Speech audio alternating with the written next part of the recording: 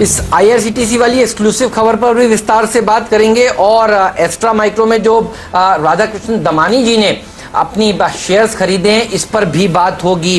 तो बहुत सारे मुद्दे हैं जिसके ऊपर चर्चा करनी है, लेकिन सबसे पहले आपको बता देते हैं हमारे मेहमान कौन से हैं जो आज आपकी मदद करेंगे इस शो में। चंदन तापड़िया मोतीलाल ओसवाल फाइनेंशियल सर्विसेज से हैं, ये आपको ट्रेड एट 2 बताने वाले हैं। राजेश पालविया जी ट्रेड एट 2:30 आपको बताएंगे, वो भी हमारे साथ जुड़ चुके हैं। श्रीकांत जी 3 बजे जुड़ेंगे, ट्रेड एट 3 के नाम है आज। और राजेश अग्रवाल साहब कोलकाता से यूएम कैपिटल के, ये हमें बताने वाले हैं कि इनका नजरिया क्या है अगले हफ्ते के लिए और आज बचे हुए सेशन के लिए। और इनसे हम विस्तार से चर्चा करेंगे कि मोरेटोरियम अगर बढ़ता है तो फिर क्या होगा और कैसे बाजार रीड करेगा इस खबर को। ध्यान रखिए अभी 31 तारीख तक का मोरेटोरियम है और ये 2 बार बढ़ चुका है, एक बार ऐलान होने के बाद, और अब सूत्रों के हवाले से खबर आ रही है दिसंबर तक इसे बढ़ाया जा सकता है। तो आज बैंक निफ्टी इस खबर के चलते थोड़ा सा नर्वस नजर आ रहा है, तो इस पर भी विस्तार से बात होगी। लेकिन सबसे पहले बात कर लेते हैं ट्रेड एट 2 की पर। चंदन जी बताइए कहां नजर है आपकी, क्या ट्रेड इस समय हमारे दर्शकों को लेना चाहिए? जी देखिए, बाजार में काफी सेलेक्टिव ट्रेडिंग अपॉर्चुनिटी यहाँ पे आज के ट्रेडिंग सेशन में देखने को मिल रही है। कुछ फार्मा, रिलायंस इंडस्ट्री, आईटी और कुछ एफएमसीजी काउंटर मोमेंटम है। पर ट्रेड एट 2 के लिए हमने मैकडोवेल को सेलेक्ट किया है। मैकडोवेल देखिए पिछले 2 दिन से अच्छा खासा मोमेंटम और एग्जैक्ट 50 दिन के मूविंग एवरेज को होल्ड करके काम कर रहा है। इस वीक लगभग 7-7.5% बढ़ा है और ऑलमोस्ट काफी वीक का हाईएस्ट वीकली क्लोजिंग देने के लिए तैयार हो रहा है। काउंटर का सेटअप अच्छा है, अपमूव बनना चाहिए। 620 का स्टॉप लॉस है, 660-665 तक के टारगेट यहाँ पे हासिल होने चाहिए।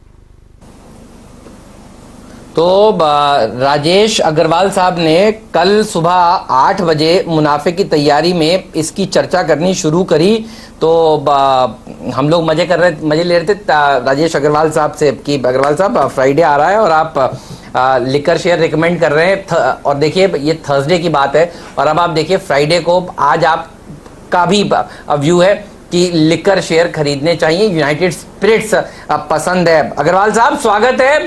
आपने तो एक लंबा वाला टारगेट दिया था, जरा याद दिलाइए दर्शकों को क्या है, कैसे देख रहे हैं आप, और आप दोनों एक दूसरे से स्क्रीन पर चेयर्स कर सकते हैं वैसे।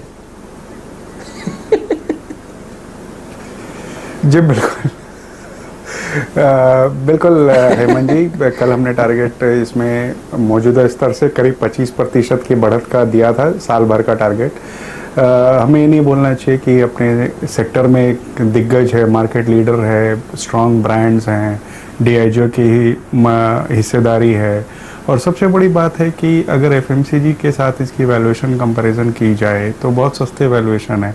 हालांकि पिछले तिमाही के नतीजे उतने अच्छे नहीं आए थे, ज़बरदस्त गिरावट देखी गई थी, बट जाहिर सी बात है कि सोशल डिस्टेंसिंग नॉर्म्स के कारण से या सोशल गैदरिंग्स नहीं होने के कारण से बिक्री पे प्रभाव पड़ा था, रॉ मटेरियल्स के दामों में प्रभाव पड़ा था।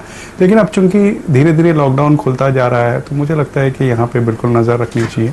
बहुत शॉर्ट टर्म की बात करूँ तो मुझे लगता है कि 670-680 तक तो बिल्कुल जा सकता है, लेकिन लंबी अवधि में हमारा नज़रिया इसमें यह है कि मौजूदा स्तर से कम 25% की बढ़त आगे आने वाले 2 से 3 क्वार्टर में बिल्कुल हो सकती है। चलिए, तो वीकेंड की तरफ आप बढ़ रहे हैं, तो आई थिंक हेमंत इससे अच्छी चॉइस हो ही नहीं सकती थी, और ये कॉल सुबह राजेश ने दी थी और अब 636 पे अगर आप देखें 633-65 डे हाई की ट्रैजेक्टरी में इस वक्त यूनाइटेड स्पिरिट्स ट्रेड करता हुआ। आई थिंक ये पूरा स्पेस ही वाइब्रेंट है। एक बार प्लीज कॉल स्क्रीन पे रखिएगा क्योंकि ये एक अच्छा ब्रेकआउट है। इनफैक्ट राजेश पालवी को भी डिस्कशन में जोड़ लेते हैं। राजेश, यूनाइटेड स्पिरिट्स को चार्ट्स पे आप कैसे देखते हैं, यूनाइटेड ब्रेवरीज को चार्ट्स पे कैसे आप देखते हैं, क्योंकि ये दोनों ही स्टॉक्स जो है ना डेरिवेटिव्स में ओआई अपनी तरफ खींच रहे हैं। एक टेक आप भी दीजिएगा, और कोई और स्टॉक भी जोड़ना चाहेंगे आप इस स्पेस में? बिल्कुल। Good afternoon Virendra ji, good afternoon Hemant जी। देखिए जिस तरीके से मैकडोवेल का सेटअप देखें तो काफी टाइम से स्ट्रगल कर रहा था 600-610 की रेंज को क्रॉस करने में, और अब जो पिछले 2-3 सेशन से जिस तरीके से इसमें वॉल्यूम एक्शन इंक्रीज होते हुए दिखा, ओपन इंटरेस्ट एडिशन है, स्टॉक अपने सारे इंपॉर्टेंट मूविंग एवरेजेस के ऊपर अब ट्रेड कर रहा है, तो ये कहीं ना कहीं ये दिखाता है कि अब ये स्टॉक एक बड़े ब्रेकआउट की तैयारी कर रहा है, जो कि इमीडिएट हर्डल जो कि 640-45 के आसपास है, और जिस तरीके का डेटा इसमें बन के आया, मुझे लगता है कि एक बार 640-45 का रेंज क्रॉस करेगा तो इसमें काफी अच्छा शार्प अपमूव हमें देखने को मिलेगा, जो कि इसको 675 की तरफ लेके जा सकता है। तो मुझे लगता है कि बिल्कुल इसमें बने रहना चाहिए करंट लेवल से। स्टॉप लॉस हालांकि चंदन जी ने ऑलरेडी इसको रिकमेंड किया है, तो सेम ही ट्रेड में बने रहना चाहिए, और बिल्कुल बुलिश व्यू ही इसमें लग रहा है, क्योंकि जिस तरीके से इसने बहुत बड़े कंसोलिडेशन को अगर हम देखें तो करीब पिछले 3-4 महीने से ये स्टॉक एक रेंज में फंसा हुआ था, और अब कहीं ना कहीं वो रेंज को ब्रेकआउट कर रहा है। तो बाय का ही व्यू रहेगा। 640-45 इमीडिएट एक हर्डल है, वो क्रॉस होते से 675 तक के टारगेट इसमें अनफोल्ड होते हुए दिखेंगे। ठीक बात है। तो यूनाइटेड स्पिरिट्स के ऊपर रखिएगा नजर, और वीरू कह रहे हैं यूनाइटेड ब्रूरीज के ऊपर भी रखिएगा नजर। गर्मी का सीजन थोड़ा सा देखिए अब कम हो रहा है और जाड़े की तरफ बढ़ रहे हैं, तो यूनाइटेड स्पिरिट्स का कंजम्पशन शायद ज़्यादा अच्छा होगा। वीरू, यूनाइटेड ब्रूरीज 3.5% नीचे ट्रेड करता हुआ आपको नजर आएगा। आज नीरज की टीम में मैं देख रहा था ग्लोबस स्पिरिट भी था, तो एक बार देखते हैं ग्लोबस किस तरह से कारोबार कर रहा है। इनकी स्टॉक 2020 की टीम में आज ये स्टॉक भी सजेस्ट किया गया था, और मैं सुबह सुबह आप याद करिए मजे कर रहा था नीरज से कि नीरज आपने वीकेंड ड्रेसिंग करी हुई है और आप स्पिरिट्स के स्टॉक सुझा रहे हैं, तो लग रहा है आपका कुछ प्रोग्राम बना हुआ है। और वो मस्ती मजाक वाली बात तो सही थी, लोगों ने सीरियसली लिया। 5% का सर्किट लगा हुआ है वीरू, देखिए वहां पर भी। तो स्पिरिट्स वाली कंपनियां अब ज्यादा अच्छा प्रदर्शन दिखा रही हैं बनस्पत बियर वाली कंपनियों से, जैसे जैसे विंटर्स करीब आ रहे हैं। और दूसरा स्टॉक था उनकी टीम में पायनियर डिस्टिलरीज। ये देखिए हमारे डॉक्टर साहब इतने फास्ट हैं, उन्होंने पूरी टीम दिखा दी है, तो आसान हो जाता है मेरे लिए। तो ये भी 5% का सर्किट लगा हुआ है, और पायनियर डिस्टिलरीज में भी वीरू अभी 5 मिनट पहले 5% का सर्किट लगा हुआ है। तो नीरज की टीम शानदार प्रदर्शन दिखाती हुई आपको नजर आ रही है ऐसे दिन जब भारतीय बाजार जो है वो थोड़ा सा दबाव में है। तो लिकर वाले 2 स्टॉक्स से इन्होंने अंत किया था, और आज एक बढ़िया सी नीली रंग की डॉटेड शर्ट भी इन्होंने पहनी हुई है, जो सुबह सुबह हमारे आपके साथ जुड़े हुए थे। तो देखिए ओवरऑल ये सेक्टर अच्छा कर रहा है, और बियर वाले स्टॉक्स अंडर परफॉर्म कर रहे हैं। तो नजर रखिएगा, लिकर के अंदर भी 2 तरह के हैं लिकर्स, एक बियर वाला और दूसरा हार्ड लिकर वाले स्टॉक्स, तो वो अच्छा प्रदर्शन दिखा रहे हैं। वीरू बताइए। हेमंत, हल्का सा ये 200 डेमा से शेड हुआ है, अदरवाइज अगर आप दिल्ली एनसीआर में देखें ना, तो आजकल लोगों को सुविधा यूनाइटेड ब्रेवरीज में ज्यादा है। मैं आपको बताऊं, जो दिल्ली एनसीआर में जिस तरीके के लड़के हैं, और भाव भगवान है इस समय लिकर वाले सारे स्टॉक्स ऊपर हैं। तो हाँ, सारे स्टॉक्स ऊपर हैं। और बात करते करते अगर आप देखें तो अब यूनाइटेड स्टेट्स एक बार फिर से दिहाई पर आ गया 636। ये लॉजिक मेरा अपना नहीं है। अच्छा वीरू, ये लॉजिक मेरा अपना नहीं है। नीरज ने कहा यूनाइटेड, कोई बात नहीं हेमंत, अब इस बियर नहीं चलेगी, लिकर चलेगी। मैं तो उनका लॉजिक ये बता रहा हूं आपको। ठीक है, चलिए ओके। लेकिन हेमंत, आपने देखा इस वक्त स्क्रीन पे एक और चीज, रिलायंस इंडस्ट्रीज डे हाई पर आ गया है। अब टिक बाय टिक चार्ट्स लेके आइए। आज सुबह पहला स्टॉक जिसका हमने जिक्र किया था वो था रिलायंस। फर्स्ट टिक से आज रिलायंस ने, अगर आप देखें हेमंत, एक रिफ्लेक्शन दिया था कि आज मैं स्ट्रांग रहूंगा।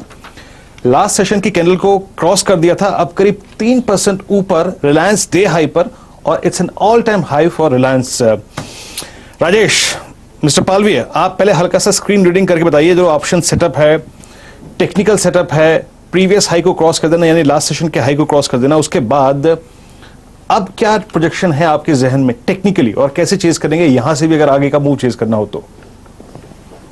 देखिए वीरेंद्र जी, हेमंत जी, मुझे वो आपका एक प्रोमो याद पड़ता है जो हम स्टूडियो में बैठे थे, वो हाई पे हाई वाला गाना जो था आपका, एक बनाया था आपने प्रोमो, वो बिल्कुल रिलायंस पे अभी फिट बैठता है। और जिस तरीके का इसका सेटअप है, ये स्टॉक बिल्कुल मुझे लगता है कि और यहाँ से तेजी कंटिन्यू रखेगा, और ये स्टॉक हमारे बाय लिस्ट में बना हुआ है, कंटिन्यूस हम इस पे बाय की सलाह दे रहे हैं। जून सीरीज का सितारा में भी इसको हमने रिकमेंड किया था, और वो कंटिन्यूस बुलिश व्यू हम इस पे रखे हुए हैं। अभी हमें लगता है कि इमीडिएट जो टारगेट है, जिस तरीके से इसका डेटा बन के आया है, इसमें जो टारगेट इमीडिएट लगता है, अब वो लग रहा है 1940 की ट्रेजेक्टरी में ये जाता हुआ दिखना चाहिए। तो बिल्कुल इसको होल्ड रखें, कोई भी माइनर करेक्टिव एक्शन भी आती है तो इसमें पोजीशन ऐड करते रहना चाहिए। और ये बाय ऑन डिप्स वाला स्टॉक है, मेरे हिसाब से अगर ऑप्शन के थ्रू भी अगर प्ले करना है तो अभी यहाँ से करंट लेवल से 1900 की स्ट्राइक का कॉल ऑप्शन भी बाय किया जा सकता है, जो कि करीब अभी ट्रेड कर रहा है 71 रुपीज के आसपास। तो ये कॉल ऑप्शन को भी ट्रेड किया जा सकता है, इसको बाय कर सकते हैं और इसमें 55 रुपीज का स्टॉप लॉस रखें। और जिस तरीके का फॉर्मेशन है, मुझे लगता है 1920 1940 के टारगेट इसमें बहुत जल्द देखने को मिलेंगे। तो ये ऑप्शन में जो टारगेट लगते हैं वो 105 रुपए से 115 रुपए तक के टारगेट इसमें आते हुए दिखना चाहिए। 55 के स्टॉप लॉस से 1900 का कॉल ऑप्शन बाय करेंगे। बिल्कुल सही बात है। तो देखिए, रिलायंस इंडस्ट्रीज एक ऐसा हैवीवेट स्टॉक है जो पूरे बाजार को इस समय सहारा दे रहा है।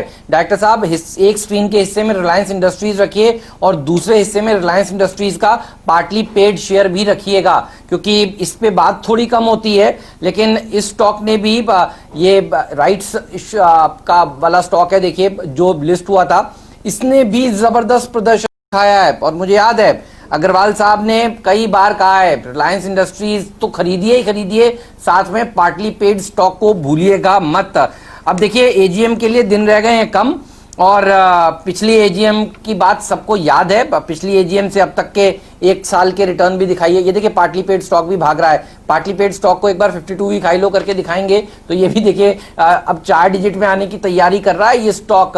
तो एजीएम तक ये 4 डिजिट में आ जाएगा, ऐसा मोमेंटम देखिए आपको बता रहा है। बहुत हिस्ट्री तो नहीं है इसकी, लेकिन पूछ लेते हैं राजेश अग्रवाल साहब, क्योंकि इसे क्लोजली ट्रैक कर रहे हैं और कई बार इन्होंने राय दी है। बताइए सर, आरआईएल और आरआईएल पार्टली पेड स्टॉक, ये देखिए, ये लिस्टिंग के बाद से क्या दौड़ा है पार्टली पेड स्टॉक? देखिए हेमंत जी, जहाँ तक पहले हम लोग रिलायंस इंडस्ट्रीज की बात करें तो कंपनी की शानदार परफॉर्मेंस रही है। सबसे बड़ी बात है कि टेलीकॉम में डोमिनेंट पोजीशन हो गई है, 38 करोड़ सब्सक्राइबर हैं, और ये उम्मीद की जा रही है कि आने वाले दिनों में जब दूसरी कंपनियां जिनके प्रदर्शन उतने अच्छे नहीं है, फॉर एग्जांपल वोडाफोन, आइडिया वगैरह, वहाँ से सब्सक्राइबर टूटेंगे तो उसका फ़ायदा जियो को मिलेगा। दूसरे टैरिफ हाइक्स का भी फ़ायदा इनको मिलने वाला है। और इन सब के बीच में हमने देखा है कि इन्होंने जो अपने 25% के स्टेक 1,17,000 करोड़ के आसपास बेचा है, तो 5 लाख करोड़ की वैल्यूएशन तो सिर्फ जियो प्लेटफॉर्म्स की हो गई है। हम सब जियो की बात करते हैं, लेकिन हम भूल जाते हैं कि ऑर्गेनाइज्ड रिटेल में रिलायंस रिटेल की एक बहुत बड़ी पहुंच है और वहाँ पर वैल्यूएशन शानदार है, और वहाँ पर भी हमें लगता है कि बहुत अच्छी ग्रोथ होगी। ये तो 2 ऐसे वर्टिकल्स है जो इसके प्रॉफिटेबिलिटी कह लीजिए या आगे आने वाले दिनों के जो प्रोजेक्शंस है उस पर बहुत ज़्यादा रोशनी डाल रहे हैं। मुझे लगता है कि 11 लाख 12 लाख करोड़ की जो मार्केट कैप है रिलायंस की, उसमें आधे से ज़्यादा तो रिलायंस जियो, रिलायंस रिटेल में निकल जाता है, बाकी बचता है ऑयल एंड गैस या पेटकेम या फार्मा या अन्य दूसरी चीज़ें। तो बिल्कुल इसमें खरीदारी करनी चाहिए। कई बार आपके चैनल पे रफ्तार का घोड़ा या आज का बादशाह दिखाया जा सकता है। मैं समझता हूँ ये ऐसा स्टॉक है जो इस तिमाही का बादशाह है। मार्च के अंत में जब कोविड स्टार्ट हुआ था, ये 900 कुछ रुपये में हुआ करता था, आज 1800 रुपये के उस पार है। कितनी लार्ज कैप कंपनियां हैं जिन्होंने आपको 100% का रिटर्न दिया? मुझे नहीं लगता कोई ने भी दिया होगा। बिल्कुल इसमें खरीदारी करनी चाहिए। अब आते हैं पार्टली पेड पे, तो मैं यही कहूँगा कि बड़े फुल्ली पेड से अच्छा है कि जो खुदरा निवेशक हैं वो रिटेल में पार्टली पेड पे खरीदारी करें, क्योंकि उतने ही पैसे में आपको दुगने शेयर आ जाते हैं और मूवमेंट लगभग सेम रहती है। तो आपके अपॉर्चुनिटीज़ बहुत ज़्यादा पार्टली पेड में बन रही हैं। बहुत सही कहा आपने। और एक साथ और देखिए, एक चीज़ और नज़र रखनी चाहिए। देखिए, रिलायंस की एजीएम है तो आपको ग्रुप के सारे स्टॉक्स के ऊपर फोकस करना चाहिए। अब से लेके एजीएम तक पार्टली पेड स्टॉक तो 4 डिजिट में पहुंच ही जाएगा, और रिलायंस का पार्टली पेड स्टॉक भी, वीरू, इसकी चर्चा कम होती है, लेकिन देखिए इस स्टॉक ने भी क्या रिटर्न दिए, 40% के रिटर्न, और ये भी हर रोज साइलेंटली अपने हाइज पर हाइज लगाता जा रहा है। तो इसके ऊपर भी आपकी नजर जरूर होनी चाहिए। 995 देखिए, ये आज दिन का ही हाई है और यही इसका अब तक का उच्चतम स्तर भी है। रिलायंस इंडस्ट्रियल इंफ्रा भी एक बार दिखा दीजिए प्लीज, और बाकी के स्टॉक्स भी दिखाइए, टीवी 18, नेटवर्क 18 और बाकी की ग्रुप कंपनियां भी, आरआईएल की अगर आपके पास पैक हो डायरेक्टर साहब तो दिखाइएगा, उन सब में भी एक्शन है। ये देखिए, रिलायंस इंडस्ट्रियल इंफ्रा दिन के हाईएस्ट लेवल पर कारोबार करता हुआ, तो ग्रुप का अगर एक स्टॉक भाग रहा है और एजीएम है, तो एजीएम में तो देखिए सबकी बात होगी। ये आपको बहुत कम लोग बता रहे होंगे, तो इसलिए इसके ऊपर भी आपकी नजर जरूर होनी चाहिए। आरआईएल, इस पर एक राय दीजिए राजेश पालिया जी, क्या व्यू बनता है? और ये हाई बीटा शेयर है। जी हाँ, बिल्कुल हेमंत जी, इसका भी नेचर देखें तो स्टॉक में काफी शार्प मूव आते हैं और जिस तरीके से आज इसमें बाइंग देखने को मिली है, स्टॉक ने एक डाउन स्लोपिंग ट्रेंड लाइन का ब्रेकआउट डेली चार्ट पे ऑलरेडी दिया हुआ है। मुझे लग रहा है बिल्कुल ये स्टॉक में मोमेंटम रहेगा। 455 460 तक के टारगेट मुझे लगता है आज का जिस तरीके से ब्रेकआउट हुआ उसके बाद होना चाहिए। करंट लेवल से 424 के स्टॉप लॉस से इसको बाय करें। 455 460 तक के टारगेट मुझे लगता है एक या दो ट्रेडिंग सेशन में इसमें देखने को मिलेंगे। इस बीच अगर आप देखें रिलायंस इंडस्ट्रियल इंफ्रा करीब 4.25% ऊपर, क्या गजब का मूव है। आई थिंक इस पैक को, पूरे पैक को हम एक बार क्लोजिंग से थोड़ा सा पहले भी रिव्यू करेंगे कि एग्जैक्टली किन किन ऑप्शंस को या फिर फ्यूचर्स को हम कैरी कर सकते हैं अगले सेशन के लिए भी। लेकिन बैंक निफ्टी 22,400 पे डे लो की ट्रेजेक्टरी में है और बैंक निफ्टी के बारे में एक बात कहनी बहुत जरूरी है कि एग्जैक्टली बीते 20 मिनटों में जब हमने एक कार्यक्रम की शुरुआत की थी उससे करीब 5 मिनट पहले मॉरेटोरियम एक्सटेंड होने की खबर आई थी कि पॉसिबली ये हो सकता है, दिसंबर तक इस विचार चल रहा है। और उसके बाद हेमंत, बैंक निफ्टी ने अपना 100 डेमा के नीचे हल्का सा स्लिप दिया है। राजेश, आप कैसे अप्रोच करेंगे इस खबर को? अभी तक का अगर ये एक्सटेंशन दिसंबर तक का होता है, देन वहां पे कोर्ट में केस ये भी है कि भाई आप इंटरेस्ट पे इंटरेस्ट भी चार्ज करेंगे या नहीं करेंगे, उस पर भी हियरिंग होनी है सुप्रीम कोर्ट में, माननीय सुप्रीम कोर्ट में। आप कैसे अप्रोच करेंगे इस खबर को और क्या ये थोड़ा बैंक्स का जो एक अच्छा मूव चल रहा है, स्पेशली एक्सिस हो गया, HDFC बैंक हो गया, इंडसइंड बैंक हो गया, SBI हो गया, उसको हर्ट कर सकता है क्या?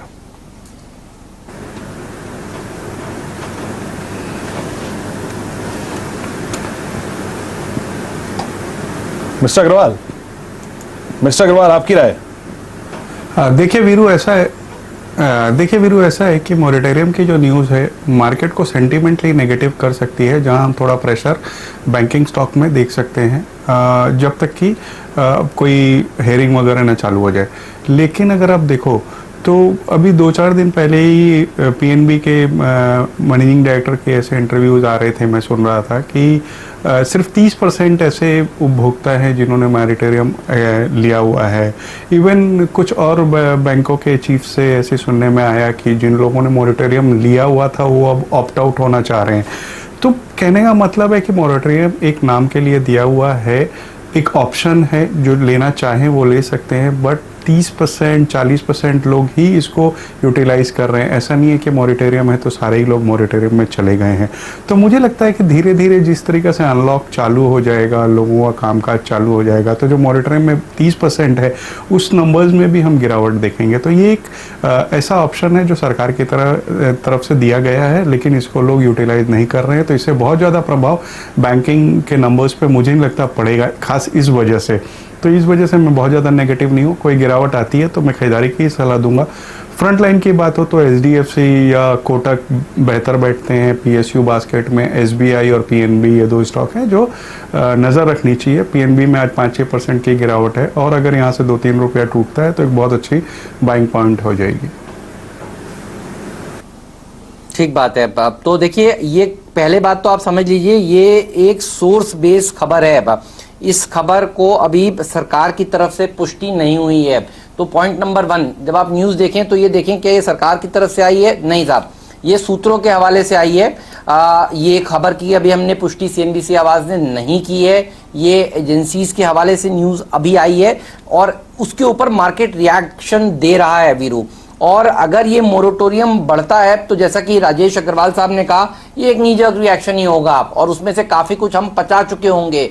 और अगर ये क्लैरिफिकेशन आ जाता है कि ऐसा कुछ नहीं है तो फिर देखिएगा इक्वली शार्प रिकवरी भी देखने को मिलेगी। तो अभी हमने ये पचाने की कोशिश करनी शुरू कर दी है कि हो सकता है 31 अगस्त नहीं दिसंबर तक बढ़ जाए और इसीलिए देखिए 500 पॉइंट की गिरावट देखने को मिल रही है। लेकिन अगर ऐसा नहीं होता है तो फिर एक रिवर्सल भी देखने को मिल सकता है। लेकिन यह भी एक ओवरहैंग बन जाएगा बैंकिंग स्टॉक्स पर जब तक क्लैरिटी नहीं आ जाती। इसीलिए देखिए आज आप सुबह से बैंक निफ्टी जो है वो सल्क कर रहा है और देखिए अब ये खबर आती हुई तो देखते हैं अब वित्त मंत्रालय की तरफ से औपचारिक कोई घोषणा होती है या बैंक्स की तरफ से कोई औपचारिक घोषणा होती है।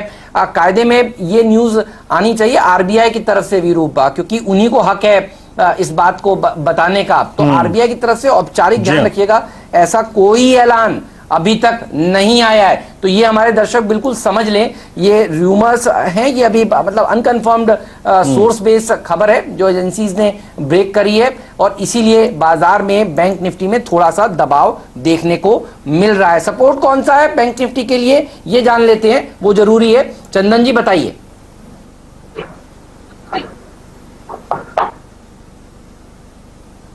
देखिए निफ्टी और बैंक निफ्टी की आप यदि बात करें तो अच्छी बात यह है कि एक राइजिंग ट्रेंड लाइन में निफ्टी ट्रेड कर रहा है और बैंक निफ्टी भी ऐसा स्ट्रक्चर बना रहा है। बट कंसर्न यह है कि पिछले 4 दिनों से बार बार स्ट्रगल करके 10,825 10,850 के जोन को डिसाइसिवली पार नहीं कर पा रहा है। बट अच्छी बात यह भी है कि नीचे में सपोर्ट ले रहा है, तो कहीं ना कहीं 650 का सपोर्ट है। 10,650 यदि निफ्टी का लेवल तोड़े तभी जाके यहाँ पे स्ट्रक्चर चेंज होगा। सिमिलरली बैंक निफ्टी की बात करें तो बैंक निफ्टी एक मेजर हर्डल के आसपास आ रहा है।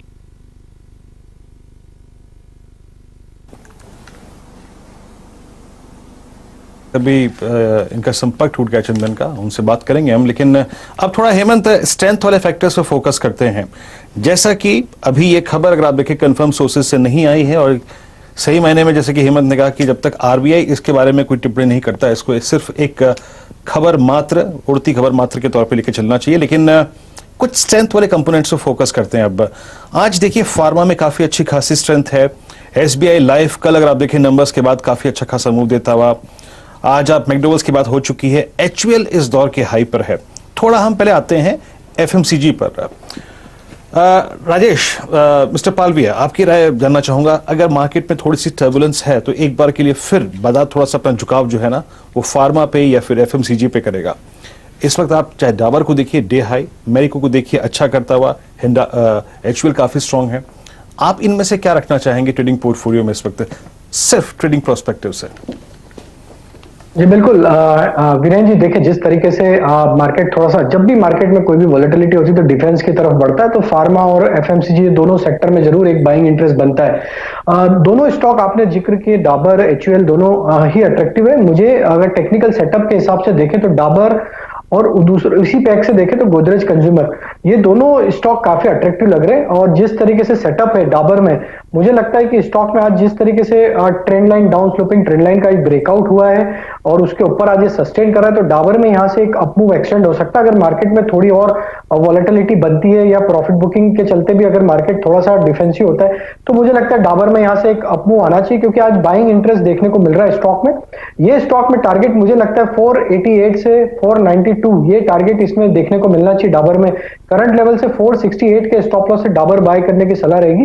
दूसरा स्टॉक गोदरेज कंज्यूमर भी यहां से बाय किया जा सकता है। स्टॉक में करेक्टिव मूव था कल के सेशन में, लेकिन आज जिस तरीके की रिकवरी देखने को मिली है, स्टॉक 700 के आसपास अभी ट्रेड कर रहा है। हमें लगता है कि गोदरेज में जिस तरीके का सेटअप है, इसमें यहां से 715 से 720 तक के टारगेट आते हुए दिखना चाहिए।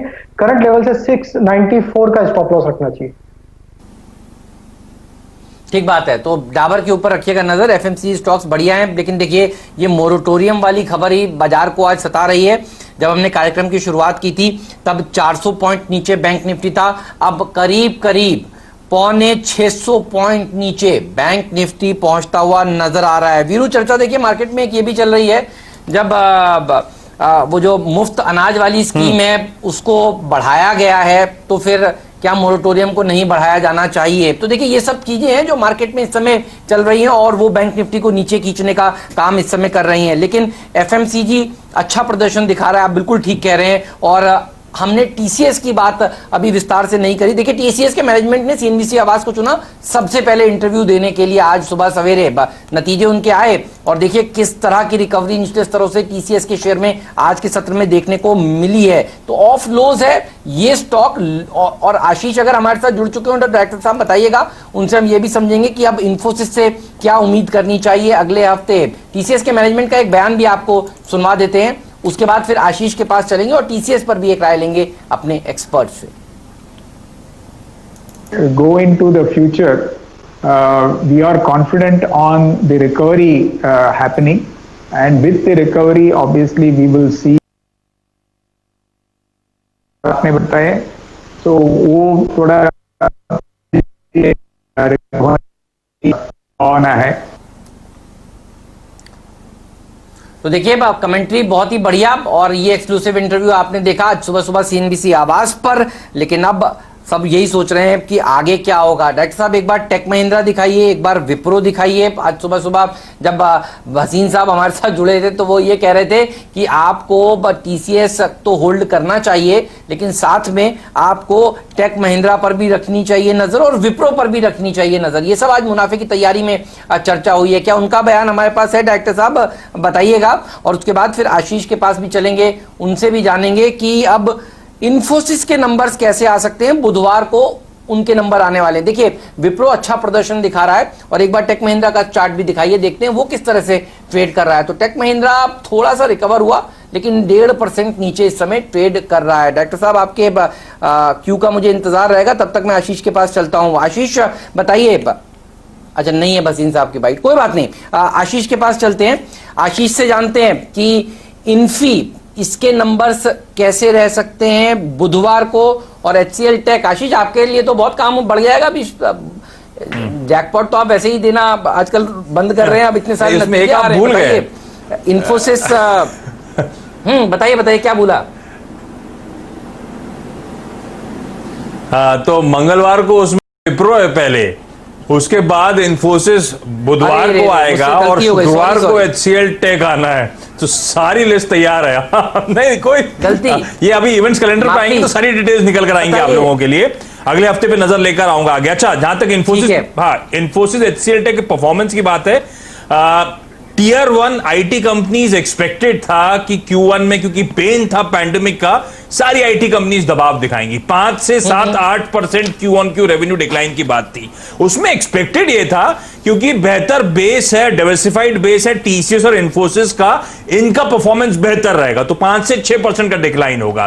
पर टीसीएस में यही उम्मीद लेके गए थे हम, टीसीएस में 7% का डिक्लाइन देखने को मिला था। तो ऐसे में देखना होगा इन्फोसिस दरअसल प्रदर्शन करता कैसे। हमारी उम्मीद है कि इन्फोसिस 5.25% के रेवेन्यू में डिक्लाइन दिखाएगा, और जैसे टीसीएस में हुआ, रिटेल, बैंकिंग, जो सबसे बड़ी वर्टिकल्स हैं आईटी कंपनीज के लिए, उसमें जो दबाव है वो खामियाजा उसका इन कंपनीज को भुगतना है। इन्फोसिस के मार्जिन्स Q-on-Q 30 बेसिस पॉइंट्स गिरने की बात है। हम टीसीएस के केस में 75 बेसिस पॉइंट डिक्लाइन एक्सपेक्ट कर रहे थे, 1.5% गिर गया मार्जिन। इस केस में हमारी एक्सपेक्टेशन है कि 30 बेसिस पॉइंट मार्जिन में गिरावट होगी। कम गिरावट इसीलिए होगी क्योंकि रुपए में कमजोरी जो हुई थी, डिप्रिसिएशन जो हुआ था, उसका फायदा मिलना आईटी कंपनीज को। लेकिन कई लोग उम्मीद कर रहे हो गाइडेंस, तो मुझे नहीं लगता इन्फोसिस इस बार भी पूरे साल की गाइडेंस देगी। Q4 के एंड में उन्होंने कहा था गाइडेंस नहीं देंगे, अनसर्टेन एनवायरमेंट है। इस क्वार्टर के एंड में भी मुझे नहीं लगता गाइडेंस देने वाले हैं। हो सकता है कमेंट्री में थोड़ी क्लैरिटी आए, जैसे टीसीएस ने तो पहली क्लैरिटी दे रखी थी Q4 में कि Q3 ऑनवर्ड्स हालात सुधर जाएंगे साहब। इन्फोसिस और विप्रो ने वो क्लैरिटी नहीं दी थी, इन्होंने कहा था अनसर्टेन एनवायरमेंट है इसलिए गाइडेंस नहीं दे रहे हैं, जिसके बाद इन्होंने कुछ बताया नहीं था कि ग्रोथ पटरी पे कब तक लौटेगी। तो वो क्लैरिटी, वो कमेंट्री ज्यादा इंपॉर्टेंट होगी। वैसे भी इस बार की Q1 नंबर्स इंपॉर्टेंट नहीं है किसी भी कंपनी के, सबको पता है पेन देखने को मिलेगा, लेकिन कमेंट्री इंपॉर्टेंट है। उसी कमेंट्री के चलते आई एम श्योर आपने वो टीसीएस पे खरीदारी का कॉल दिया था, और उसी कमेंट्री के चलते और आपके कॉल के बाद वो टीसीएस के स्टॉक में उछाल भी आ रहा है। तो कमेंट्री बड़ी इंपॉर्टेंट होने वाली है। एचसीएल टेक जो फ्राइडे को नंबर्स आएंगे, इसमें तो एक्सपेक्टेड है कि बाकी आईटी कंपनी में 7-8% रेवेन्यू में डिक्लाइन होगा, तो एचसीएल टेक के रेवेन्यू में 7% का डिक्लाइन देखने को मिलेगा। हाँ, ये कंपनी अब तक अपने पीयर सेट से बेहतर परफॉर्म करती हुई आ रही है, ध्यान रखिएगा। पर इस बार मार्जिन एक्सपेक्टेड है कि 60-70 बेसिस पॉइंट एचसीएल टेक के गिरेंगे। और विप्रो के केस में, जो कि ट्यूसडे को नंबर्स आने हैं, आए 6.5%, मार्जिन यहां पे भी 70 बेसिस पॉइंट्स का डिक्लाइन। अनलाइकली है कि ये भी एक विप्रो जो है अगले क्वार्टर की गाइडेंस देता है, नेक्स्ट क्वार्टर की, Q2 की इस बार देनी थी। मुझे नहीं लगता वो गाइडेंस आएगी। हाँ, विप्रो के लिए एक बड़ा बदलाव हो गया, नए एमडी और सीईओ साहब ने पदभार संभाल लिया है, तो उनकी कमेंट्री, उनके आउटलुक पे नजर होगी। पर विप्रो का एजीएम मंडे को है, रिजल्ट से एक दिन पहले, तो मुझे लगता है उस एजीएम में ही उन एमडी साहब का इंट्रोडक्शन हो जाएगा और कमेंट्री शायद सुनने को मिल जाए। पर ठीक है, एजीएम पे भी नजर और ट्यूसडे को रिजल्ट्स पे भी नजर। अच्छा, अगले हफ्ते और कुछ भी है, यही है आशीष, और क्या क्या है?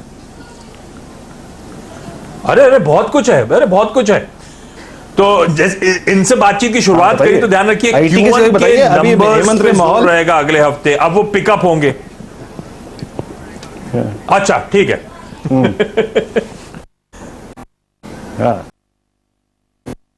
स्केड्यूल्ड होगी। तो हफ्ते की शुरुआत कल सैटरडे से होगी। एवेन्यू सुपरमार्ट्स के Q1 के नंबर्स कल आने, ध्यान रखें। सुमित स्क्रीन पे नजर आ रहे होंगे आप लोग को, उसका थोड़ी देर बाद प्रीव्यू भी शेयर करेंगे। मंडे को रोजारी बायोटेक का आईपीओ खुलेगा जो वेडनेसडे को बंद होगा, और एजीएम है विप्रो की। भारत के सीपीआई इन्फ्लेशन के आंकड़े आएंगे। ट्यूसडे को सेकेंड ट्रांच जो भारत बॉन्ड ईटीएफ का है वो खुलने जा रहा है। सरकार 14,000 करोड़ रुपए जुटाने की योजना बना रही है, और ये ईटीएफ की सब्सक्रिप्शन फ्राइडे को बंद हो जाएगा। इसी दिन ट्यूसडे को विप्रो के साथ साथ माइंट्री के नंबर्स भी आने हैं। एसबीआई की एजीएम है। वेडनेसडे को सबसे इंपॉर्टेंट एजीएम रिलायंस इंडस्ट्रीज की लाइंड अप है। उसके साथ साथ रिजल्ट्स हेवी डे है। Q1 के नंबर्स इन्फोसिस के, एल&टी इन्फोटेक के, बंधन बैंक के, फेडरल बैंक के, सब उसी दिन आएंगे, और साथ साथ बैंक ऑफ जापान की इंटरेस्ट रेट डिसीजन आएगा। थर्सडे को weekly expiry Cyient, L and T tech, L and T finance, AB money के नंबर्स। फिर ईसीबी का भी इंटरेस्ट रेट डिसीजन आना है, तो सेंट्रल बैंक एक्शंस भी फोकस में रहेंगे। और फ्राइडे को ब्रिटानिया और HCL टेक के भी Q1 नंबर्स आएंगे। तो बड़े रिजल्ट हेवी वीक, और एजीएम्स पे खास तौर पे नजर। बाप रे बाप, अगर आप देखें इतना बड़ा, अगर आप देखें घटनाक्रम है अगले हफ्ते की, पूछिए मत। अर्निंग सीजन पूरा का पूरा सबसे, अगर आप देखें भारी अर्निंग सीजन जो है वो अगले हफ्ते है। तो इन सब चीजों पे नजर रहेगी। लेकिन एक बार एक काम करते हैं, ट्रेडिंग के पर्सपेक्टिव से फोकस करते हैं और 230 का ट्रेड लेते हैं। राजेश पालीवे का ट्रेड होगा ये। राजेश, ये बताइए, पहला ट्रेड था 2 बजे यूनाइटेड स्पिरिट्स, आप क्या देंगे? देखिए वीरेन जी, मैंने जो ट्रेड 230 निकाला था वो शॉर्ट साइड का था एमजीएल में। तो हालांकि अगर देखें तो पिछले 5-7 मिनट में काफी शार्प सेलिंग उसमें देखने को मिली और स्टॉक स्लाइड हो चुका है। बट हालांकि जिस तरीके का स्ट्रक्चर है, अभी भी मुझे लगता है कि स्टॉक में 955 से 950 तक के लोअर साइड के टारगेट देखने को मिल सकते हैं। तो एमजीएल में शॉर्ट करने की सलाह है। करंट लेवल से इसमें जो स्टॉप लॉस अब यहां से रखना चाहिए वो 988 का रख लेना चाहिए। 955 950 तक के टारगेट होंगे। मैं एक और स्टॉक इसके सामने जो शॉर्ट साइड का है वो बाटा इंडिया है। बाटा इंडिया में देखें तो एक वीकनेस बनते हुए दिख रही है। स्टॉक अगर देखें तो इसके एक इंपॉर्टेंट लेवल्स को तोड़ता हुआ दिख रहा है, तो हमें शॉर्ट किया जा सकता है। करंट लेवल पे 1275 के आसपास ट्रेड कर रहा है। 1295 स्टॉप लॉस रखें। और बाटा में हमें जो लग रहा है टारगेट आना चाहिए 1240 1230 तक के टारगेट। तो ये दो ट्रेड है, दोनों शॉर्ट साइड के ट्रेड है, एमजीएल और बाटा। पालवे जी ने लाल रंग की टाई भी पहनी हुई है, मुझे पहले ही समझ जाना चाहिए था। आज तो पालवे जी का दिन है। तो पालवे जी कह रहे हैं बाटा बेचिए और एमजीएल बेचिए। अच्छा, सुबह भी चला नहीं, आईजीएल तो फिर भी चला, अब एमजीएल नहीं चल के दिया। सुबह से प्रेशर है यहाँ पर, और खबर आई थी गैस सेक्टर के लिए आईजीएल ने अपने दाम बढ़ाए, और हम लोग देख भी रहे थे। हालांकि सुबह आईजीएल पे ही तेजी करने की राय हुई थी, देखिए एमजीएल फिसलता ही चला गया। एमजीएल बेचने की राय और बाटा बेचने की राय निकल कर आ रही है पालिया साहब की। ये है ट्रेड एट 230। पालिया साहब 5 मिनट देरी से हमारी गाड़ी चल रही है, आज थोड़ा विलंब से चल रही है। कोई बात नहीं, इसको हम कैचअप करेंगे। 3 बजे का ट्रेड हम टाइम पे जरूर लेंगे, लेकिन ये ट्रेड आप अभी भी ले सकते हैं, ज्यादा देर नहीं हुई है। अभी आपको बिकवाली करने की राय हमारे एक्सपर्ट दे रहे हैं। लेकिन गाड़ियों की बात हो तो आईआरसीटीसी की बात, और आईआरसीटीसी पर देखिए आज हमारी एक्सक्लूसिव खबर ये है कि आईआरसीटीसी जो है वो बोली लगाने के लिए अब आगे बढ़ेगी। प्री बिड कॉन्फ्रेंस इनकी 21 जुलाई को होने वाली है। और डायरेक्टर साहब एक बार प्लीज चार्ट दिखा दीजिए। ये वो स्टॉक है जो फोकस में फिर रहेगा आगे आने वाले दिनों के लिए। ये भी प्राइवेट ट्रेन चलाएंगे, और तेजस जैसी प्राइवेट ट्रेन तो देखिए ये चला ही रहे हैं। ये स्टॉक भी डटकर बढ़िया ट्रेड कर रहा है। ये सीएनबीसी आवाज की आज की एक्सक्लूसिव खबर है। 1.5% ऊपर ये शेयर कारोबार करता हुआ आपको दिख रहा है। इसका एक चार्ट चेक ले लेते हैं और उसके बाद फिर बात करेंगे डीमार्ट की। देखिए सुमित जुड़े हुए हैं, सुमित आपको बताएंगे डीमार्ट से क्या एक्सपेक्टेशन करनी चाहिए। वैसे नतीजे से ज्यादा इंपॉर्टेंट होगी कमेंट्री, लेकिन नतीजे कैसे आ सकते हैं, एक्सपेक्टेशंस आवाज की क्या है, इसके ऊपर बात करेंगे सुमित से। उससे पहले आईआरसीटीसी चार्ट देखकर बताइए। ये स्टॉक पिछले कुछ दिनों से बहुत ही शानदार प्रदर्शन दिखा रहा है। 2 हफ्ते का चार्ट दिखाइए डायरेक्टर साहब, क्योंकि जब से सरकार ने रिफॉर्म्स की बात करी है, प्राइवेट ट्रेन्स को प्राइवेटाइज करने की खबर सामने आई है, तब से इसमें एक रैली देखने को मिल रही है। चंदन जी, आईआरसीटीसी आप काफी क्लोजली ट्रैक करते हैं, बताइए। आईआरसीटीसी लगभग काफी दिनों से जिस हिसाब से नीचे लेवल पे बाइंग आ रही है, लग रहा है यहाँ पे अपसाइड के मोमेंटम इंटेक्ट रहेंगे। काफी अच्छा काउंटर है, लॉन्ग टर्म डिलीवरी के लिए, ट्रेडिंग के लिए भी अच्छे सेटअप है। इस स्टॉक में आप देखोगे कहीं ना कहीं 340 से 360 का सपोर्ट है। इमीडिएट ट्रेडिंग के लिए 360 का स्टॉप लॉस रखना चाहिए और मानना है कि लगभग जो 8 जून के आसपास के हाई थे 1595, 1600 रुपए वहां तक के हाई बनने चाहिए। तो मौजूदा स्तर से 150 से 200 पॉइंट का अप मूव बनना चाहिए और जिस हिसाब से कंसोलिडेशन के बाद लोअर बैंड से टर्न हो रहा है, वापस एक better risk reward ratio counter provide कर रहा है। ओके तो ये है IRCTC पे एक टेक्निकल आउटलुक। बस एक मैं हल्का सा टच बेस करता हूँ। अभी हमने एक IT पे अच्छा एक डेडिकेटेड डिस्कशन किया। प्लीज आप एक बार माइंट्री को देख लीजिए, डे हाई की ट्रैजेक्टरी में क्या शानदार मूव लेके दिन के सर्वोच्च स्तरों पे। तो IT में इस वक्त मूव है और TCS के नंबर्स और उनके अगले क्वार्टर की कमेंट्री, इस स्टॉक को भी अगर आप देखें IT को स्टेबल स्ट्रॉन्ग बनाती हुई डे हाई पे माइंट्री है। लेकिन आप सुमित से बात करते हैं। एग्जैक्टली अगर आप देखें डीमार्क के नंबर्स पे एक्सपेक्टेशन क्या है, क्या उनकी रिसर्च कहती है, आइए बात करते हैं। सुमित, स्वागत है कार्यक्रम में आपका। बताइए डीमार्क के नंबर्स से एक्सपेक्टेशन क्या है आपकी? शुक्र है वीरेंद्र। देखिए जो अनुमान लगाया जा रहा है बाजार में वो ये कि करीब 80% के आसपास का डिक्लाइन इनके ऑपरेटिंग मुनाफे और मार्जिन में आता हुआ दिखाई पड़ेगा। लेकिन खेल ये है कि इनके, वैसे भी हेमंत कह भी रहे थे कि इंपॉर्टेंट इनकी कमेंट्री होने वाली है। 53% के आसपास इनके स्टोर्स जो हैं वो गुजरात और महाराष्ट्र में हैं और वो मेजरली कोविड-19 के इम्पैक्ट में आए थे। तो वहाँ पर स्टोर एडिशन या फिर स्टोर के खुलने के बाद किस तरह की बिक्री हुई है, दूसरा क्या लो मार्जिन प्रोडक्ट्स बिके हैं या हाई मार्जिन प्रोडक्ट मिक्स कैसा आता है, और अगले छमाही को लेकर कमेंट्री क्या है, वो चीज़ें जिनके ऊपर आप नज़र रखें। ये पहली 3-4 लाइनें हैं।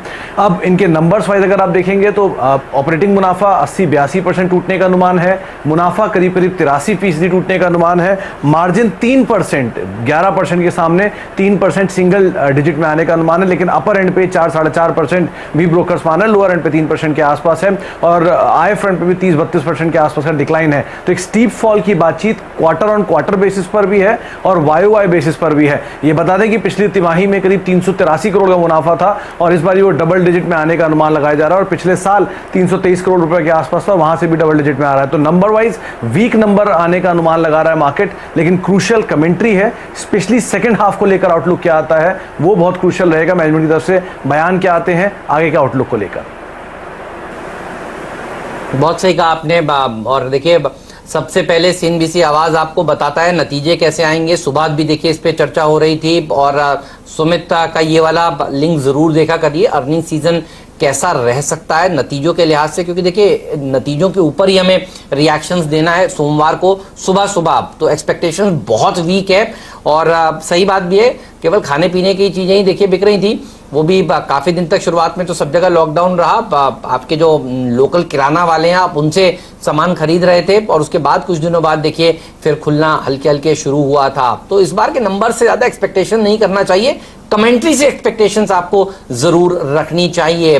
तो एवेन्यू सुपरमार्ट्स ये वो स्टॉक है, कैश वाला स्टॉक है, तो इसको नंबर्स आने के बाद ही हम रिएक्शन लेंगे। लेकिन जो एवेन्यू सुपरमार्ट्स के मालिक साहब हैं वो क्या खरीद रहे हैं उसके ऊपर फोकस करिए। देखिए इसमें तो उनका स्टेक है ही, लेकिन वीरू उन्होंने एस्ट्रा माइक्रो खरीदा है। अब आप याद करिए एस्ट्रा माइक्रो कितनी बार कल का खिलाड़ी आज में मैंने सुझाया, और एस्ट्रा माइक्रो का 6 महीने का चार्ट दिखाइए।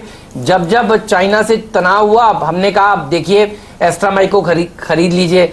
अब फ्रैंकली मुझे ये तो नहीं पता था कि दमानी साहब भी इस शेयर को खरीद रहे हैं, लेकिन अब आ चुका है। देखिए क्लैरिफिकेशन आपके सामने अपडेट आ चुका है और उसमें उनका नाम आया है, राधाकृष्णन दमानी जी का नाम एस्ट्रा माइक्रोवेव में आना बड़ी बात है और इसीलिए देखिए स्पाइक आपको स्टॉक में देखने को मिला और इस स्टॉक ने 52 वीक हाई आज लगा दिए हैं और दमदार तेजी इसने दिखाई है। और मुझे याद है जब पहले भी कल का खिलाड़ी आज की हम चर्चा करते थे तो हमारे एक्सपर्ट्स सब एक सुर में कहते थे कि इसमें एक अच्छी रैली देखने को मिलेगी। श्रीकांत चौहान जी को जोड़ते हैं, उनसे पूछते हैं उनको कैसा लगता है ये स्टॉक। दमानी जी का नाम आया है, बताइए प्रॉफिट बुक कर लिया जाए या होल्ड करा जाए, बताइए श्रीकांत जी। एक बहुत ही ड्रीम रन स्टॉक ने दिखाया है।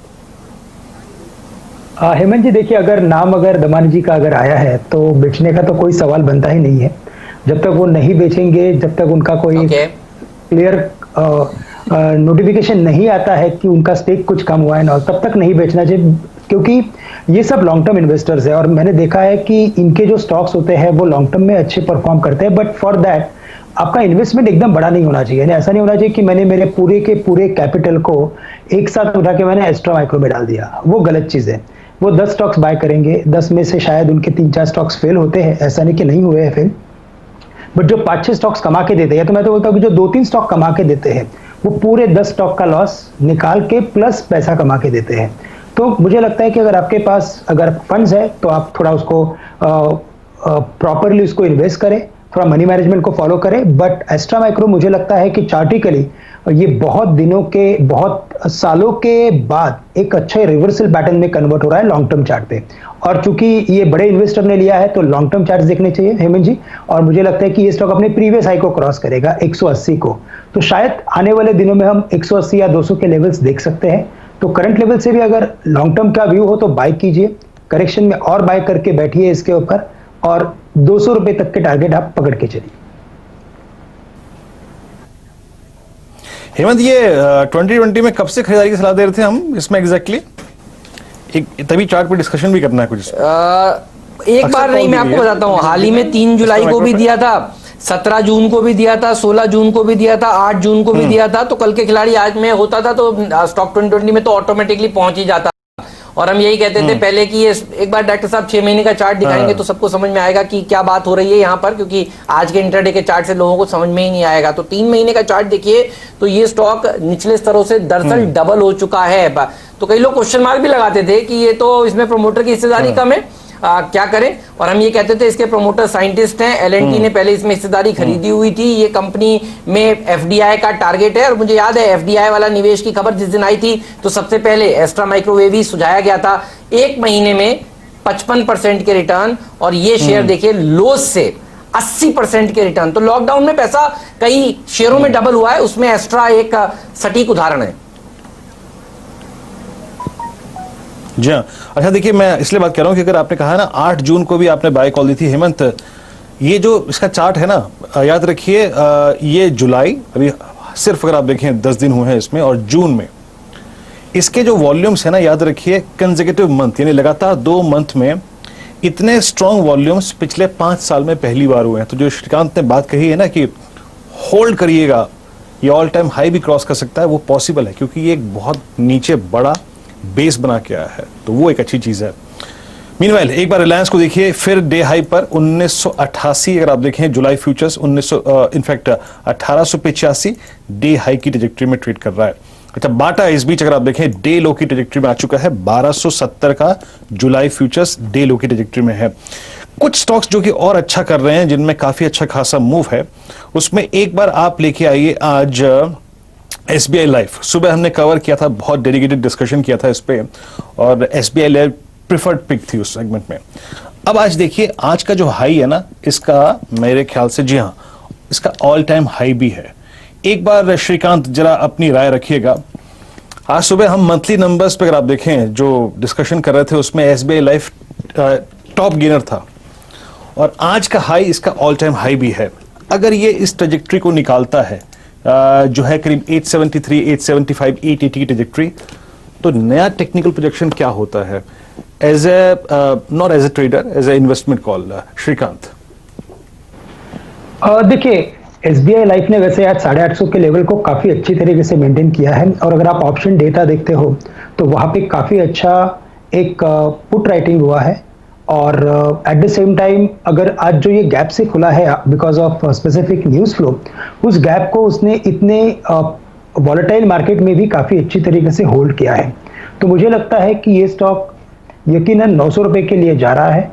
करंट लेवल से भी इसे फ्रेश लॉन्ग किया जा सकता है, और जो स्टॉप लॉस है वो काफ़ी नज़दीक का है। हम स्टॉप लॉस रख सकते हैं 850 रुपये का, और अगर लॉन्ग टर्म अगर प्रोजेक्शन लेना हो तो मुझे लगता है कि ये स्टॉक 1000 रुपये के करीब जाएगा, क्योंकि अगर आप इसके फंडामेंटल वैल्यू को देखते हो, जो हमारे जो रिपोर्ट्स इसके ऊपर बने हुए हैं फंडामेंटल रिपोर्ट्स, उनमें टारगेट्स 1000 रुपये का है। और अगर आप टेक्निकली भी अगर आप देखते हो तो जो उसने ब्रेकआउट किया है 850 रुपये का, उसके बाद एक 100 से 150 रुपये की मूवमेंट बहुत ही क्लियरली समझ में आ रही है। तो करंट लेवल से इसे लॉन्ग करके चले। ठीक बात है श्रीकांत जी, मैं कोटक की सारी रिपोर्ट्स बहुत सीरियसली पढ़ता हूँ। अच्छा, ये बताइए पहले आप कि पिछले शुक्रवार को जो आपने लंच में खाया था वो आज भी सेम कुछ रेसिपी खाई है क्या आप? और ये मैं इसलिए कह रहा हूँ वीरू, अब याद करिए पिछले शुक्रवार का दिन इसी अंदाज में श्रीकांत जी बैठे हुए थे और उन्होंने 3 बार बोला था मुझे SBI भी पसंद है, मुझे SBI लाइफ भी पसंद है। देखिए मुस्कुरा रहे हैं इस समय। और डायरेक्टर साहब एक बार हफ्ते भर का चार्ट दिखा दीजिए। क्यों? क्योंकि इस हफ्ते उसके बाद SBI चला है, SBI लाइफ चला है और आपने SBI कार्ड्स भी कहा था। तो ये SBI के 3 स्टॉक श्रीकांत जी इसी दिन शुक्रवार को आखिरी सौदा में रहकर बताकर गए। मेरे ख्याल में राजेश अग्रवाल साहब को भी याद है, वो भी उनका बॉडी लैंग्वेज मुझे ऐसी नजर आ रही है कि हाँ उनको भी याद है। तो पहले तो आपको बधाई, आपका ट्रेड है। और ये मैं माहौल इसलिए बना रहा हूँ क्योंकि आपसे ना एक्सपेक्टेशन हमारी और बढ़ गई है अब। तो 3 बजे श्रीकांत जी आपको एक और बढ़िया ट्रेड देना है। SBI ये देखिए एक हफ्ते में 6%, ये हाथी स्टॉक है, जल्दी 6% एक हफ्ते में बढ़ते नहीं है। और देखिए SBI जैसे हैवी वेट्स आपने बहुत सही समय पर बताया और हमारे दर्शकों का जो आखिरी सौदा देख रहे हैं, आपको सुन रहे हैं, उनका खूब फायदा हो रहा है। तो एक बार फिर से श्रीकांत जी आपको बधाई। अच्छा वापस लौटता हूं, मैं बात कर रहा था अभी कि अच्छा प्रदर्शन एस्ट्रा माइक्रो ने दिखाया है, लेकिन राकेश झुंझुनवाला जी ने भी शेयर खरीदे हैं। उनके भी देखिए डिस्क्लोजर्स आ रहे हैं। तो गुरु जी ने खरीदे हैं एस्ट्रा माइक्रो और राकेश झुंझुनवाला के गुरु हैं दमानी साहब। और देखिए राकेश झुंझुनवाला ने खुद एवरेज किया है फर्स्ट सोर्स में और ये 8% ऊपर है। या स्टॉक 2020 की टीम में भी ये शेयर शामिल था। एक काम करते हैं, इससे पहले इस पर राय लें वीरू, एक बार स्टॉक 2020 का प्रोमो दिखाते हैं क्योंकि सीमैक भी आज शामिल था, वहां पर भी बढ़िया रैली देखने को मिली। और नीरज की टीम में तो मैंने दिखाया ही आपको, बहुत सारे लिकर स्टॉक्स ने शानदार कमाई कराकर दी है। तो एक बार स्टॉक 2020 का अपडेट देख लेते हैं प्रोमो और उसके बाद फर्स्ट सोर्स पर भी राय लेंगे।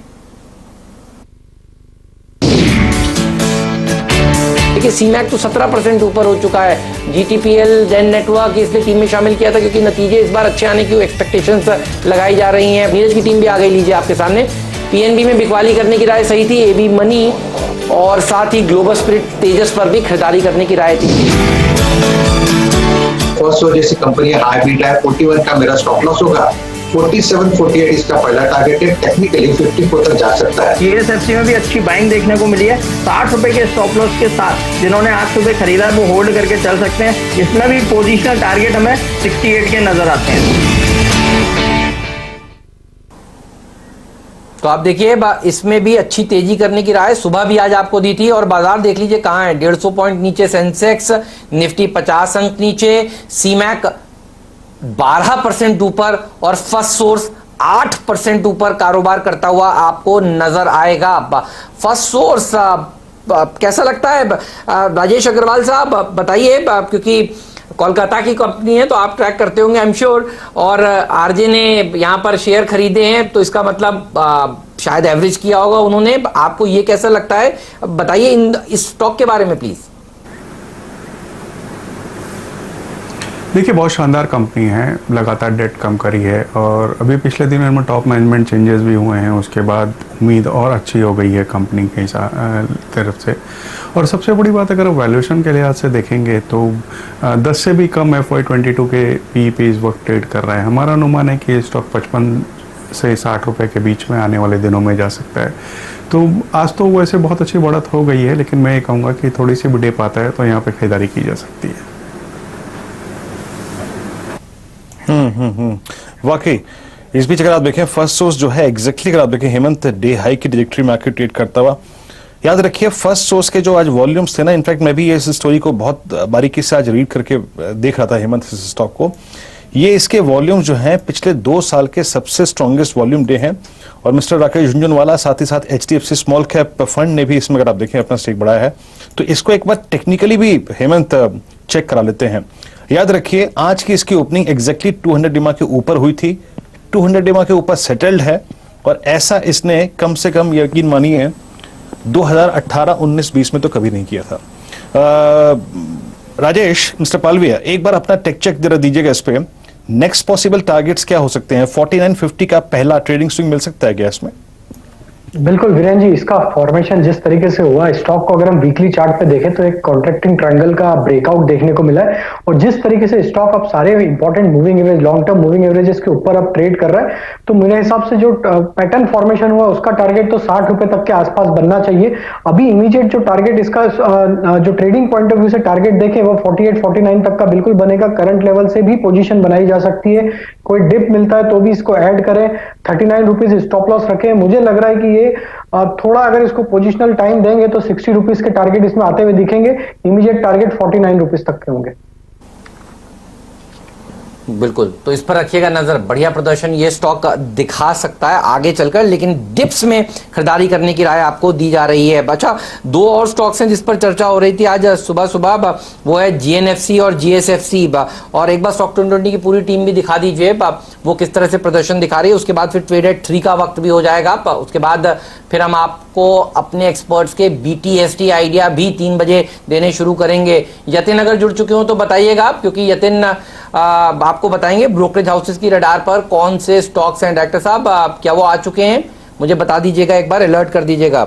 यदि तो जुड़ चुके हैं तो फिर वही करते हैं, क्योंकि फिर समय नहीं बचेगा। यतिन बताइए, ब्रोकरेज हाउसेस क्या बात कर रहे हैं? Good afternoon Hemant.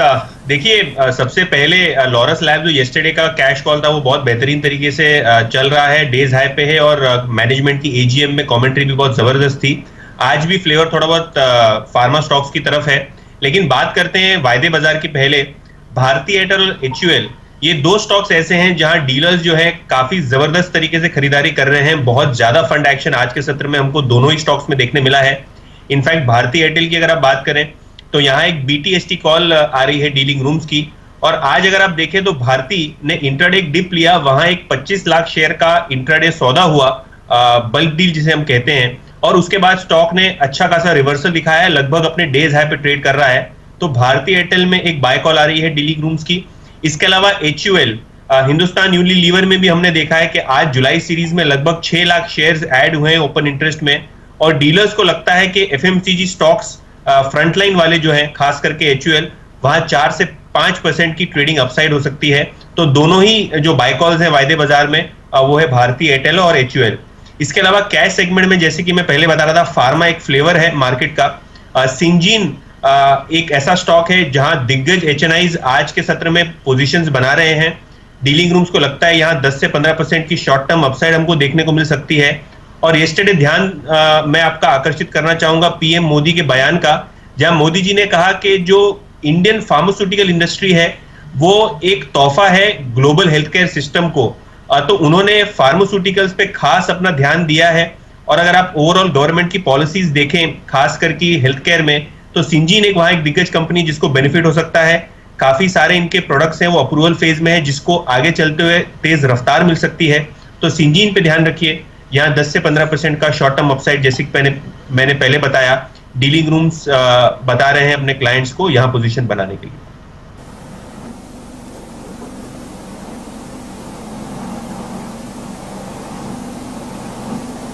तो अगर आप देखें, ये कुछ स्टॉक्स हैं जिन पर डीलर्स अभी बुलिश हैं। भारती एयरटेल, साथ ही साथ HUL पे, सिंजीन पे अगर आप देखें फार्मा स्पेस में, और एक सिंजीन पे, इनफैक्ट भारती पे और HUL पे तो हमने सुबह भी कॉल ली थी। वसीम साहब की आज टॉप कॉल थी, याद रखिएगा। भारती एयरटेल और HUL में हमने करीब करीब 21-50 के रेंज में लॉन्ग ट्रेड लिया था, और उसके बाद अब यहाँ पर आ चुका है वो ऑप्शन भी हमारा काफी अच्छा खासा पैसा बना के दे रहा है।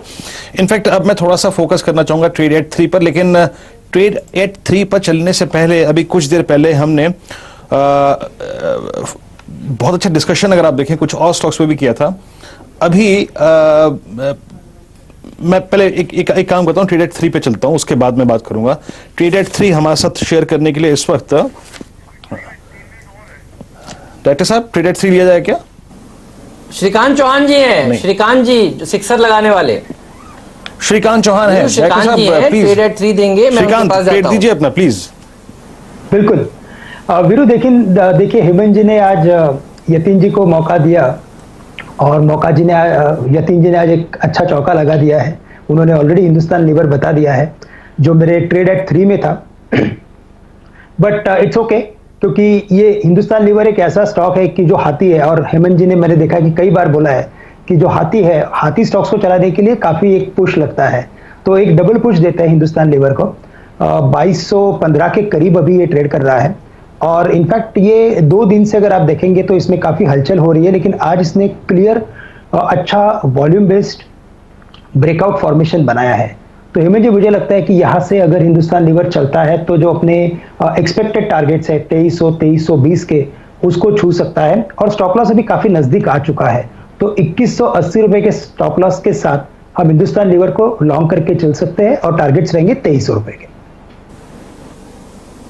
बिल्कुल, और सुबह भी इस हाथी स्टॉक को हमने देखे धक्का दिया था। 10 बजे का समय था, 9:30 पौने 10 बजे का समय था, और इसने चलना शुरू किया था। वीरू, बात हो रही थी तब ऑटो कंपनियों की, हीरो मोटोकॉर्प की बात हुई, बजाज की बात हुई, और उस समय HUL की बात भी हुई है। तो ये सुबह पहला सौदा से लेकर देखिए आखिरी सौदा तक हमारे सारे मेहमान इसके ऊपर बात कर रहे हैं। और ये देखिए शेयर दिन के हाईज पर, आपने बिल्कुल सही कहा, हाथी स्टॉक है और इसको हिलाने में थोड़ी ताकत लगती है, लेकिन रूरल सेक्टर का प्ले है। तो देखिए अभी अभी आपको यतिन ने कहा, इसके ऊपर नजर रखिएगा, और श्रीकांत जी का सिक्सर भी यही है। श्रीकांत जी, आपके मैं देख रहा हूं और यतिन के सारे शेयर मैच हो रहे हैं। आपने पिछले हफ्ते कहा था इंडसइंड बैंक, और यतिन ने फिर कहा कि आपने मेरे को पहले मौका नहीं दिया। अब हमने यतिन को पहले बुलाना शुरू कर दिया है, तो आपको कोई आपत्ति तो नहीं है? यतिन अब आपसे पहले बता देते हैं।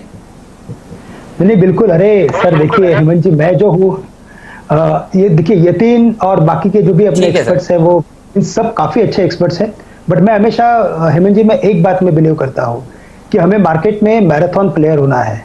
अगर हम इस पिच पे अगर डटे रहेंगे तो बहुत सारे मौके मिलते हैं, और उस मौकों को हमें लेना है। हमें अच्छे ट्रेड्स करने हैं, हमें पैसा तो कमाना ही है, लेकिन आप अच्छे ट्रेड्स करने की अगर आदत लगाते हो तो काफी अच्छे पैसे बनते हैं, और इसीलिए हमें इस पिच पे डट के रहना काफी जरूरी है। तो काफी अच्छे स्टॉक्स यहाँ पे भी स्कैन हो रहे हैं, और तो उनके पीछे काफी अच्छा फॉलो। डीलिंग रूम में भी यतिन के सारे सोर्सेज हैं, आप समझ लीजिए।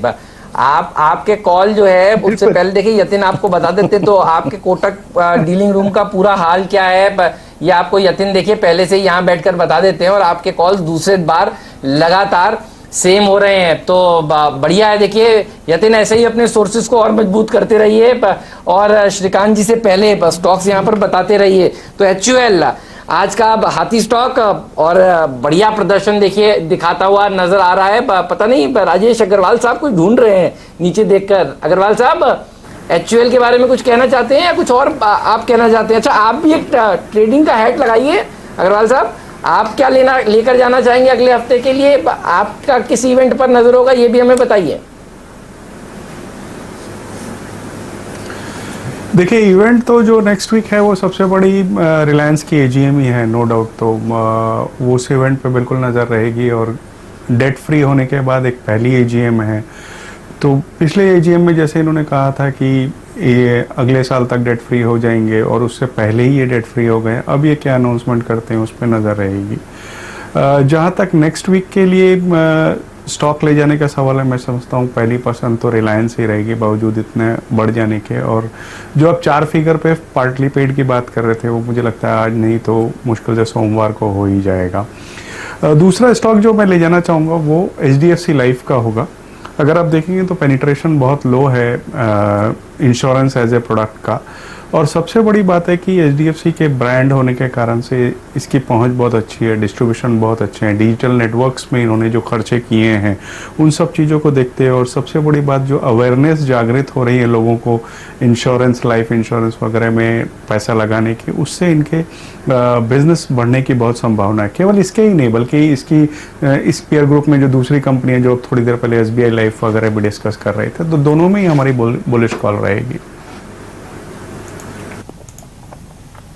ओके, इस बीच अगर आप देखें ट्रेड एट 3 HUL अब डे हाई की ट्रैजेक्टरी में, वहां से स्विंग लेके अगर आप देखें और ऊपर आया है, और ये अब डे हाई की ट्रैजेक्टरी में ट्रेड कर रहा है। अच्छा, बैंक निफ्टी भी हेमंत, वो जो स्टेट ऑफ कंफ्यूजन था, हालांकि अगर आप देखें वो खबर सिर्फ सूत्रों के हवाले से आई है, तो उस पर कोई बहुत बड़ी अगर आप देखें उसके बाद न्यूज ना आने के चलते एटलीस्ट लोअर लेवल से बैंक निफ्टी अब रिकवर हो रहा है। Please tick by tick chart लेके आइएगा। अगेंस्ट लो ऑफ करीब बैंक निफ्टी स्पॉट ने लो लगाया था करीब 22,318 का, और वहां से करीब अगर आप देखिए रिकवर होकर अब ये 22,470 के जोन में है। तो बैंक निफ्टी ने थोड़ी सी रिकवरी दिखाई है, और महत्वपूर्ण ये होगा कि किस तरीके से ये 22,550 की ट्रैजेक्टरी को रीगेन करता है, क्योंकि वहीं पे आपका 100 डे में है रिलायंस एट डे हाई। और इस बीच अगर आप देखें एक्चुअल का इंपैक्ट पूरे एफएमसीजी पे पड़ रहा है। एक बार प्लीज आप कोलगेट पामोलिव लेके आइए, और ये भी 3095 पे डे हाई पे कारोबार कर रहा है। आई थिंक इस ट्रेड को भी जोड़ लेते हैं। राजेश, इनफैक्ट मिस्टर पालविया, आप देखिए कोलगेट पिछले करीब 12-15 सेशन से एक बहुत थिन रेंज में ट्रेड कर रहा है, लेकिन आज के वॉल्यूम्स, आज का बिहेवियर देख के, आज की लोअर शैडो देखकर और आज की कैंडल देखकर लग रहा है कि पॉसिबली एक दिन में, 2 दिन में ये इस रेंज से बाहर आएगा 3095। कैसे अप्रोच करेंगे आप? कोई बड़ा ब्रेकआउट पॉसिबल है यहाँ पे क्या? जी हाँ, बिल्कुल वीरेंद्र जी, जिस तरीके का सेटअप है मुझे लग रहा है कि बिल्कुल ये स्टॉक भी अब एक रैली के लिए तैयार हो रहा है। और जिस तरीके से कंसोलिडेशन हो चुका है, और अब हम देखें कि लास्ट के आधे घंटे में जो बाइंग एक्शन इसमें बनते हुए दिख रही है, बिल्कुल ये स्टॉक में मुझे लग रहा है 1410, 1420 तक के टारगेट आते हुए दिखना चाहिए। इसको बिल्कुल बीटीएसटी ट्रेड के तरीके से भी लेके जाया जा सकता है। 1370 का स्टॉप लॉस रखे, 1410, 1420 मुझे लगता है मंडे तक के टारगेट इसमें देखने को मिलेंगे। पालवे साहब, मैं तो डर गया था, मैं तो आपके पास इसलिए नहीं जाता, मैंने कहा कहीं जो और मंदी वाले खिलाड़ी ना बता दें आप। तो आप तो बीटीएसटी की बात कर रहे हैं, आप तो कोलगेट बढ़िया है। कोलगेट आप कह रहे हैं बीटीएसटी करना चाहिए।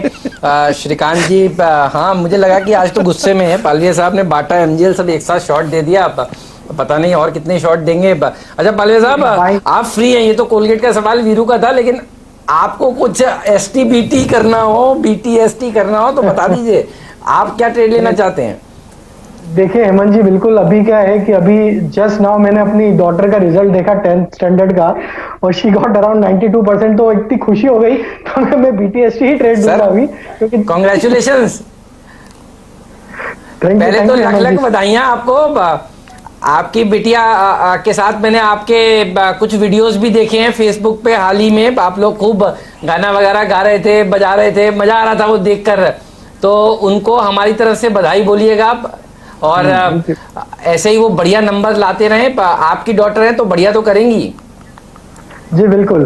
सो हेमंत जी, बीटीएसटी के लिए अब जो स्टॉक यहाँ से देना है वो जिंदल स्टील एंड पावर। ये स्टॉक को देखें कि मार्केट में इतनी वॉलेटिलिटी के बावजूद भी ये स्टॉक का सेटअप जो दिख रहा है, ये स्टॉक में हमें लग रहा है कि बिल्कुल एक अच्छा अपमूव मंडे के सेशन में देखने को मिलेगा। 175, 178 तक के टारगेट मुझे लगता है जिंदल स्टील एंड पावर में देखने को मिलना चाहिए।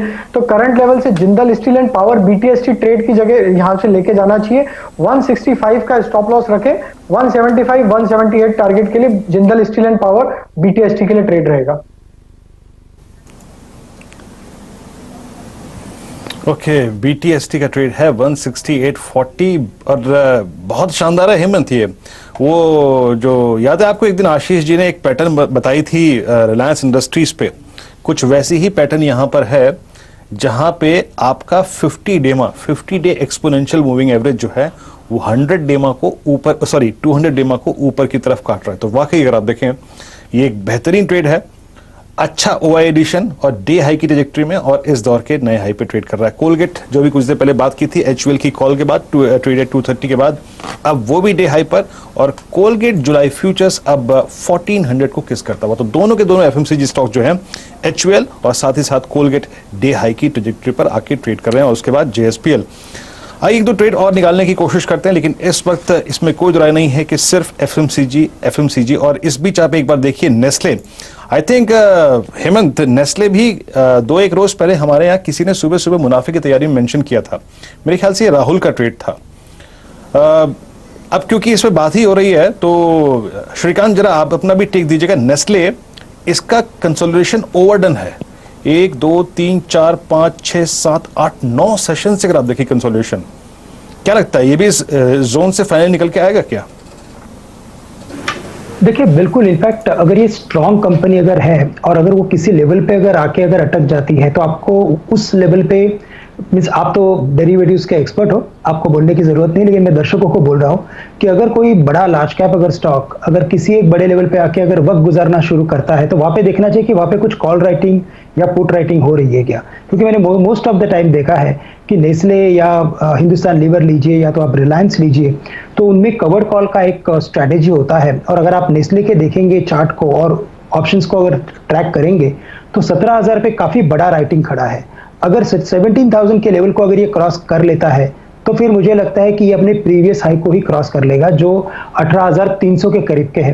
तो ये काफी स्ट्रॉन्ग पैटर्न है, कंसोलिडेट हो रहा है, लेकिन साथ ही साथ बिकॉज ऑफ मार्केट थोड़ा सा दबा हुआ है तो ये स्टॉक भी थोड़ा और वक्त लेगा, थोड़ा और आने वाले दिनों में शायद ब्रेकआउट दे सकता है, लेकिन 17,000 के ऊपर सर्टेनली ये एक स्ट्रॉन्ग बाय बनेगा। ऑलराइट, तो इसके ऊपर रखिएगा नजर। और देखिए कर्नाटक बैंक के नतीजे आपकी स्क्रीन पर इस समय फ्लैश हो रहे हैं, मैं उस पर आता हूं। 175 करोड़ रुपए से मुनाफा बढ़कर 196 करोड़ रुपए हो गया है। कर्नाटक बैंक इस समय अगर आप देखें तो करीब 47.10 के आसपास ट्रेड करता हुआ 3.5% की रैली कर्नाटक बैंक का स्टॉक दिखाता हुआ। तो मुनाफे का फिगर तो आ गया है, बाकी के एसेट क्वालिटी कैसी रही है उसके ऊपर तो फोकस होगा ही। मोरेटोरियम बुक कैसी है उसके ऊपर भी फोकस होगा। ग्रॉस एनपीए 4.82% के आसपास के रहे हैं। कर्नाटक बैंक इस समय दिन के हाईएस्ट लेवल पर कारोबार कर रहा है। पिछले कुछ दिनों में भी इस बैंक ने अच्छा प्रदर्शन दिखाया है। ग्रॉस एनपीएस घटे हैं, 4.6% हो गए हैं, 4.8% से घटकर। अच्छी बात है एनपीएस घटना। तो देखिए हालांकि मामूली से ही घटे हैं, लेकिन घटे हैं ये अच्छी बात है, बड़े नहीं है ये अच्छी बात मानी जाएगी। मोरेटोरियम बुक के का भी इंतजार रहेगा। ये स्टॉक इस रिजल्ट के आते ही देखिए इस समय स्पाइक लेता हुआ। अब तो एनपीए घटे हैं और मुनाफा जो है वो थोड़ा सा बढ़कर आया है। 175 करोड़ के मुकाबले 196 करोड़ रुपीज। हफ्ते भर का चार्ट दिखाइए डॉक्टर साहब, क्योंकि मुझे याद है इस बैंक ने पिछले कुछ दिनों में नतीजों से पहले एक रैली दिखाई है। एक बार हफ्ते, 2 हफ्ते, 1 महीने ये सब के चार्ट्स दिखा दीजिए। पूछ लेते हैं हम अपने एक्सपर्ट से, राजेश अग्रवाल साहब से, कि उनको ये बैंक कैसा लग रहा है। राजेश जी बताइए। देखिए वैल्यूएशन के लिहाज से बहुत शानदार लग रहा है। पिछले दिनों भी हमने इस पे चर्चा करी थी और मैंने बाय कॉल दिया था, और मैं समझता हूँ कि इस लेवल्स पे इसमें बिल्कुल खरीदारी करनी चाहिए। हो सकता है कि मैं शॉर्ट टर्म में कुछ ना मिले, लेकिन लंबी अवधि में ये स्टॉक मौजूदा स्तर से 30-40% की अप मूव दे सकता है। नंबर ऑफ ब्रांचेस बहुत हाई हैं, मार्केट कैप बहुत कम है, प्रमोटर होल्डिंग नगण्य है, लगभग 0 है। इस वजह से कई बार ऐसी खबरें निकल कर आती हैं कि शायद टेक ओवर हो जाए। और कामकाज भी अच्छा है, आज नंबर्स भी अच्छे आए बावजूद इतने बुरे हालात के। लेकिन मुझे जो पर्सनल फीलिंग है वो इस बार के बैंकिंग के नंबर्स बेहतर ही आने की उम्मीद है, क्योंकि कई जगह ट्रेजरी इनकम आने वाली है बॉन्ड यील्ड की वजह से। तो वो सब चीज़ें देखनी होगी। जो 2 बैंक के नंबर्स आए इस हफ्ते में, साउथ इंडियन बैंक कह लीजिए, कर्नाटका बैंक, दोनों में ही हमने देखा है कि एनपीएस घट रहे हैं। ये एक बहुत पॉजिटिव बात है, और मुझे लगता है कर्नाटका बैंक को अगर एक्सक्लूसिवली लिया जाए तो यहाँ पे बिल्कुल खरीदारी करनी चाहिए। कर्नाटका बैंक आपके स्क्रीन पर आप देखें डे हाई की ट्रेजेक्टरी पे आके ट्रेड करता हुआ 4735 पे। क्या कोई मीनिंगफुल टेक्निकल पैटर्न है यहाँ पे? राजेश क्या कहेंगे? हालांकि एक बेस से ऊपर निकल के आया है, बट अभी फंडामेंटल्स राजेश ने गिना है। पिछले 4-5 सेशन से वॉल्यूम्स भी काफी स्ट्रांग है, इस प्राइस बिहेवियर के साथ ही अपने 100 डेमा के ऊपर भी आया है। पर आपको लगता नहीं कि जिस प्रकार का सप्लाई जोन 62 देन 60 और श्रीकांत, इनफैक्ट मैं आपसे चाहूंगा राय, ये पूरी ट्रेजेक्टरी बहुत स्ट्रांग सप्लाई जोन की ट्रेजेक्टरी है, 55, 60, 52। क्या इसको अप्रोच करना चाहिए लॉन्ग साइड पे, अवॉइड करें इसको? देखिए अभी कैसे होगा कि अगर मार्केट यहाँ से अगर चलते ही जाए और जैसे निफ्टी, शायद बैंक निफ्टी लग रहा है कि शायद 23,000 के लेवल के ऊपर शायद एक बार 23,500 या 24,000 तक भी जा सकता है, तब हमें यकीनन इन सब स्टॉक्स में अच्छी तेजी देखने मिलेगी। लेकिन अभी मुझे लगता है कि अगर फोकस करना है तो इस लेवल पे इन सब स्टॉक्स में अगर हो सके उतना अवॉइड करें, क्योंकि हम काफी एक क्रूशियल लेवल पे खड़े हैं। अगर आपको बाय करना है तो आप लार्ज कैप पे अभी भी फोकस कीजिए, क्योंकि इंडेक्स थोड़ा और कंसोलिडेट होगा, थोड़ा सा शायद करेक्ट भी होगा, लेकिन इवेंचुअली वापस ये रिबाउंड करेगा जोर से। तो लार्ज कैप पे फोकस करें, और इन सब स्टॉक्स में बहुत पोटेंशियल्स है। अगर आपके पास अगर होल्डिंग्स हो तो आप रखिए, लेकिन फ्रेश बाइंग करने के लिए मुझे लगता है कि थोड़ा दूर रहना चाहिए। बिल्कुल सही है। तो ये देखिए राय, टेक्निकल चार्ट्स पर मैं डॉक्टर साहब से इसलिए रिक्वेस्ट कर रहा था, एक बार दिखाइएगा हफ्ते, 2 हफ्ते, 15 दिन का चार्ट, तो ये बात क्लियर हो जाएगी। और 1 साल का चार्ट भी दिखाइएगा कर्नाटक बैंक का, तो और क्लैरिटी आ जाएगी। कोशिश करिए डॉक्टर साहब, थोड़ा जोर लगाइए। शुक्रवार है मैं समझ रहा हूँ, लेकिन हो जाएगा अगर आप कोशिश करेंगे तो। कोशिश करने वालों की कभी हार नहीं होती। 15 दिन का, महीने भर का चार्ट दिखाएंगे तो दिखेगा कि मैं क्या बात बताना चाह रहा हूँ। लग रहा है कुछ, हाँ ये देखिए ये कोशिश करी तो हो गया। 17% की रैली इस स्टॉक में देखने को मिली है। नतीजों से पहले मैं यही बताना चाहता हूं, ये भागा है और बहुत अच्छा भागा है और इसीलिए अब यहां पर थोड़ा सा रुकिए नई खरीदारी करने के लिए। चलिए, शुक्रिया आप डायरेक्टर साहब। चलिए आगे बढ़ते हैं और दिखाते हैं और कौन कौन से स्टॉक्स हैं जहां पर आज एक्शन देखने को मिल रहा है। 15 मिनट बचे हैं भारतीय बाजारों को खत्म होने के लिए और रिलायंस इंडस्ट्रीज और आगे बढ़ता हुआ, JSPL अपने हाईस पर पहुंच रहा है और ये स्टॉक्स अभी अभी आपको देखिए अगले हफ्ते के लिए खरीदारी करने की राय दी गई है, तो इनको नोट कर लीजिएगा। रिलायंस इंडस्ट्रीज, राजेश अग्रवाल साहब आपको कह रहे हैं खरीद कर जाइए। JSPL पर भी राजेश जी आप काफी दिनों से बुलिश हैं, मैं आपको सुन रहा हूं। अभी अभी BTST आइडिया भी आया है, क्या लगता है ये कहां तक जा सकता है JSPL? इस हफ्ते का स्टार प्रदर्शन दिखाने वाला स्टॉक रहा है और उसके बाद डॉक्टर साहब वीकली गेनर्स फायर करिएगा। हम बात करेंगे इस हफ्ते के हीरोज कौन से हैं। पहले JSPL पर अग्रवाल साहब एक छोटी सी टिप्पणी कर दीजिए प्लीज। देखिए कहाँ तक जा सकता है, हमारा टारगेट इसमें 280 रुपये का है आने वाली 1 से 1.5 साल में। कंपनी की परफॉर्मेंस लगातार बेहतर हुई है, इतने खराब हालात में वॉल्यूम ग्रोथ दर्ज करी है। पिछले क्वार्टर में 5,000 करोड़ के आसपास का डेट कम हुआ था। इस क्वार्टर में भी अगर वो ओमान वाली डील फ्लक्चुएट हो जाती है तो 7,000 करोड़ के आसपास का डेट कम होगा। लगातार डेट कम करने में इनका फोकस रहा है। अनमोल की कैपेसिटी रैंप अप होने के बाद में एक बहुत बड़ा इजाफा इनकी कैपेसिटी में हो गया है। लॉन्ग रेल्स सिर्फ ये कंपनी बना रही है जो कि भारतीय रेल को सप्लाई कर रही है, वो अपने आप में एक पॉजिटिव है और मुझे लगता है कि वैल्यूएशन के लिहाज से बहुत सस्ता है, इसमें बिल्कुल खरीदारी करनी चाहिए। हालांकि बहुत बढ़ गया है कुछ लोग कहेंगे, बट फिर भी अपसाइड बहुत बचता है। 280 रुपये के टारगेट के साथ इसमें बने रहना चाहिए। ऑलराइट, वीरू वीकली गेनर्स की बात की जाए अब, क्योंकि देखिए हफ्ते का अंत है। आज जरूर आपको मुनाफा वसूली देखने को मिल रही है, लेकिन ये हफ्ता अगर आप ओवरऑल देखें तो इतना खराब नहीं रहा है। खासतौर पर कुछ सेक्टर्स ने बहुत ही शानदार प्रदर्शन दिखाया है। तो डॉक्टर साहब फायर करिए मैं आपको बताता हूं कौन से वो स्टॉक्स हैं जिन्होंने इस हफ्ते शानदार रैली दिखाई है। टिकर टीम से भी दरख्वास्त होगी कि वो भी दिखाएंगे हफ्ते के गेनर्स कौन से रहे हैं और हफ्ते के लूजर्स कौन से रहे हैं। तो आज सुबह सुबह भी वीरू हम लोग चर्चा कर रहे थे, बजाज फाइनेंस ये वो स्टॉक है जिसने खूब पैसे बनाकर दिए दर्शकों को। और ये देखिए ये एक हफ्ते का बैंक निफ्टी का प्रदर्शन है, 1% ऊपर जाकर हमने समाप्ति दी है। तो आज 500 पॉइंट की गिरावट के बावजूद ये हफ्ते का जब अंत हो रहा है तो हरे निशान के साथ हो रहा है। और जो रीजन है गिरावट का वो मोरेटोरियम कहीं दिसंबर तक बढ़ ना जाए, ये एक चिंता सताती हुई। लेकिन ये हफ्ता देखिए बजाज फाइनेंस के नाम रहा है, क्या रैली इस स्टॉक ने दिखाई है। और 3300 के ऊपर जाकर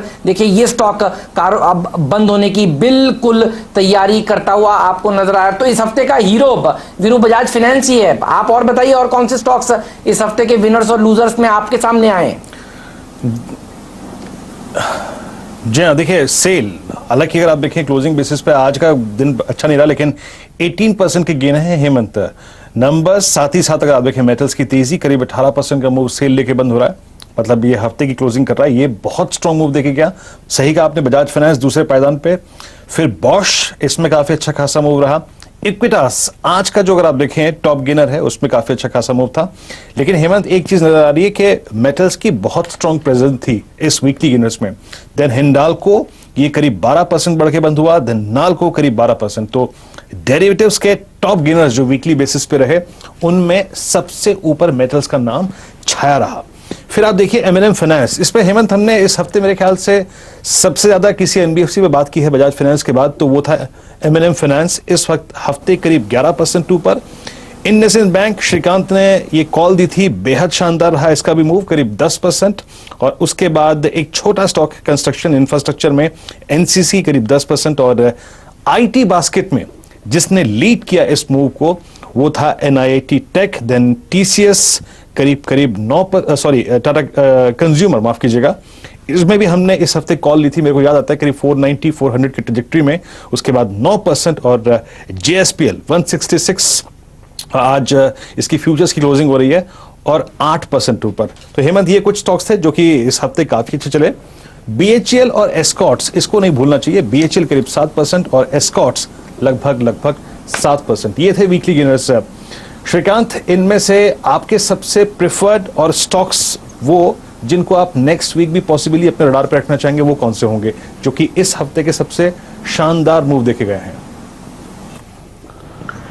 देखिए, मुझे लगता है कि इसमें अगर फोकस करना है तो हमें मेटल स्टॉक्स के ऊपर फोकस करना है। और वीरू, इसका रीजन ये है कि अगर आप शंघाई के इंडेक्स को देखते हो या तो आप हैंग सेंग को देखते हो मंथली चार्ट्स पे, तो वहां पे काफी अच्छा एक बॉटमिंग आउट फॉर्मेशन बना है और अभी उनका जस्ट एक ब्रेकआउट हुआ है, प्राइस ब्रेकआउट, लेकिन इनमें और अच्छी रैली आने वाले कुछ महीनों में देखने को मिलेगी। तो मुझे लगता है कि एक काफी बड़ा एक जो ओवरहैंग था मेटल स्टॉक्स के ऊपर कि जो शंघाई, हैंग सेंग जैसे जो एशियन मार्केट्स के जो बड़े बड़े इंडेक्सेस है वो परफॉर्म नहीं कर रहे थे, तो उसका एक मुझे लगता है कि एक पुश मिलेगा। और जैसे भी राजेश जी ने बताया, JSPL काफी स्ट्रॉन्ग कैंडिडेट है। मुझे लगता है साथ ही साथ हमें स्टील अथॉरिटी और टाटा स्टील दोनों पे ध्यान रखना है, क्योंकि टाटा स्टील में गुंजाइश तो वैसे 400 रुपए तक की भी है, लेकिन आप पकड़ लीजिए कि एटलीस्ट 360-365 के लेवल्स ये दिखा सकता है। अभी 345 के करीब ये ट्रेड कर रहा है। तो टाटा स्टील, स्टील अथॉरिटी, ये दोनों प्रीफर्ड बेट्स रहेंगे। और साथ ही साथ मुझे लगता है कि चूंकि ओवरऑल फाइनेंशियल स्पेस में या बैंक्स में अगर आप देखेंगे तो काफी बड़े वॉल्यूम्स हुए हैं, और अगर आप इनके वीकली चार्ट्स को देखते हो तो वीकली बेसिस में भी अगर आप बैंक निफ्टी की क्लोजिंग अगर आज की कंसीडर करते हो तो वो थोड़ी नीचे आ गई है, लेकिन ओवरऑल अगर आप देखेंगे तो लोअर लेवल्स पे इनमें बाइंग जनरेट हो सकता है। तो अगर फोकस करना है तो बजाज फिनसर्व या इंश्योरेंस रिलेटेड जितनी भी स्टॉक्स है उनके ऊपर फोकस करना है, क्योंकि उनमें वापस बाइंग हमें आने वाले दिनों में देखने को मिलेगी। ठीक बात है। तो देखिए, ये कुछ और वीकली गेनर्स की बात हुई, लेकिन देखिए इस हफ्ते का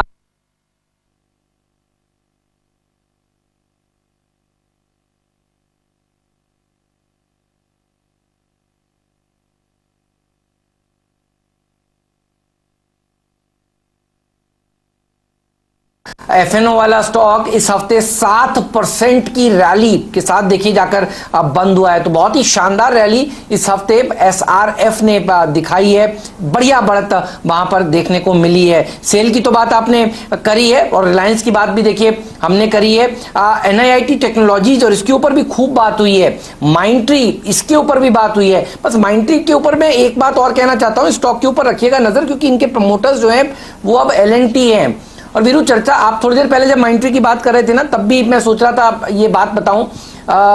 अगर देखिए किसी L&T की ग्रुप कंपनी के साथ कुछ विलय को लेकर अटकलें आगे और बढ़ती हैं तो आप इस स्टॉक में एक अच्छी रैली देखेंगे। और यही कारण है इस हफ्ते ये शेयर 9% ऊपर जाकर बंद हुआ है। तो आज की इस बात को याद रखिएगा कि जो रैली के पीछे का कारण है वो आपको पता होना चाहिए। माइंडट्री में ये एक कारण है और आप सब जानते हैं कि माइंडट्री जो है वो स्वर्गीय VG सिद्धार्था साहब से ले लिया गया था और वो लिया गया था L&T द्वारा। तो ये एक अटकल है जो मार्केट में चल रही है, इसीलिए देखिए माइंडट्री में अच्छी रैली देखने को मिली है इस पूरे हफ्ते। टाटा कंज्यूमर की बात हुई, यूनाइटेड स्पिरिट्स, इससे हमने आज सुबह की भी शुरुआत की थी और इसने भी वीरू 8% की रैली दिखाई है इस हफ्ते। तो बहुत सारे स्टॉक्स हैं जो भागे हैं। ब्रिटानिया ने देखिए 5% की रैली इस हफ्ते दिखाई है। भेल के अलावा BEL ने भी अच्छा प्रदर्शन इस हफ्ते दिखाया। और मुझे याद है BEL जो है ये आपको श्रीकांत जी ने कई बार सुझाया और पिछले हफ्ते भी वो कहते रहे कि ये शेयर पैसा बनाकर देगा। श्रीकांत जी, BEL पर एक टारगेट बताइए, आपका क्या है? अच्छा प्रदर्शन इस हफ्ते भी स्टॉक ने दिखाया है। बिल्कुल, इनफैक्ट इसके जो इमीडिएट टारगेट्स थे वो पूरे हो चुके हैं, लेकिन अगर इसके लॉन्ग टर्म चार्ट को देखते हो तो लॉन्ग टर्म चार्ट्स में तो इसने काफी अच्छा एक रिवर्सल पैटर्न किया है और उसके बेसिस पे मुझे लगता है कि 120 का एक इमीडिएट पड़ाव है कि जो आने वाले दिनों में दिखाई दे सकता है। जो भी करेक्शन आए उसे एज अ बाइंग अपॉर्चुनिटी आप यूटिलाइज कीजिए और 120 से लेकर 125 के targets on the minimum side हम पकड़ के चल सकते हैं। और अगर ये ओवरऑल स्पेस में अगर अच्छी तेजी बनती है, क्योंकि मार्केट में वैसे मोमेंटम बन रहा है, आज भी देखेंगे अगर आप तो बार मार्केट नीचे जा रहा है और वापस ऊपर आ रहा है, और वो भी ऊपर आ रहा है बिकॉज ऑफ आपके रिलायंस, हिंदुस्तान लीवर जैसे काउंटर की वजह से आ रहा है। तो ये क्लियरली इंडिकेट करता है कि अच्छे स्टॉक्स में बाइंग आएगी तो ये सेक्टर भी चलेगा। और 122 125 के बाद हेमंत जी मैं आपको बोलूंगा कि शायद ये स्टॉक आपको स्क्रीन पे एक बार 144 के लेवल्स भी दिखा सकता है। तो ये 144 का एक लेवल आ रहा है जो एक वेव के बेसिस पे कैलकुलेट होता है, और अगर ये मुझे दिख रहा है तो बहुत हाई चांसेस है कि आने वाले कुछ महीनों में, इट विल टेक टाइम, ऐसा नहीं कि अभी के अभी आ जाएगा, लेकिन ये स्टॉक 150 रुपए के लिए यानी कि 144 रुपए के लिए भी जा रहा है। चलिए भगवान करे वो वेव जल्दी आ जाए, समंदर में नहीं, इस स्टॉक में आपकी स्क्रीन पे ट्रेड करता हुआ। ट्रेड एट 3 था, HUL 2230, वहां से भी कितना बड़ा मूव इसने दिया है।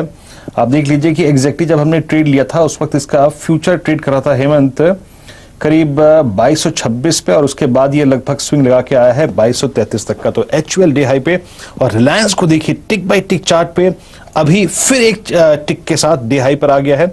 माइंड ट्री पे अगर आप देखें कुछ फैक्ट्स हेमंत ने शेयर किए अभी, और उसके बाद एक और स्पाइक, और ये करीब करीब 1015 का जोन छू के आया है। तो आज बाजार स्ट्रेंथ को बाय करने के मूड में है, जो स्ट्रेंथ है तो है। हमने एक और स्टॉक डिस्कस किया था कि कंडीशनल बेसिस पे कि हाँ,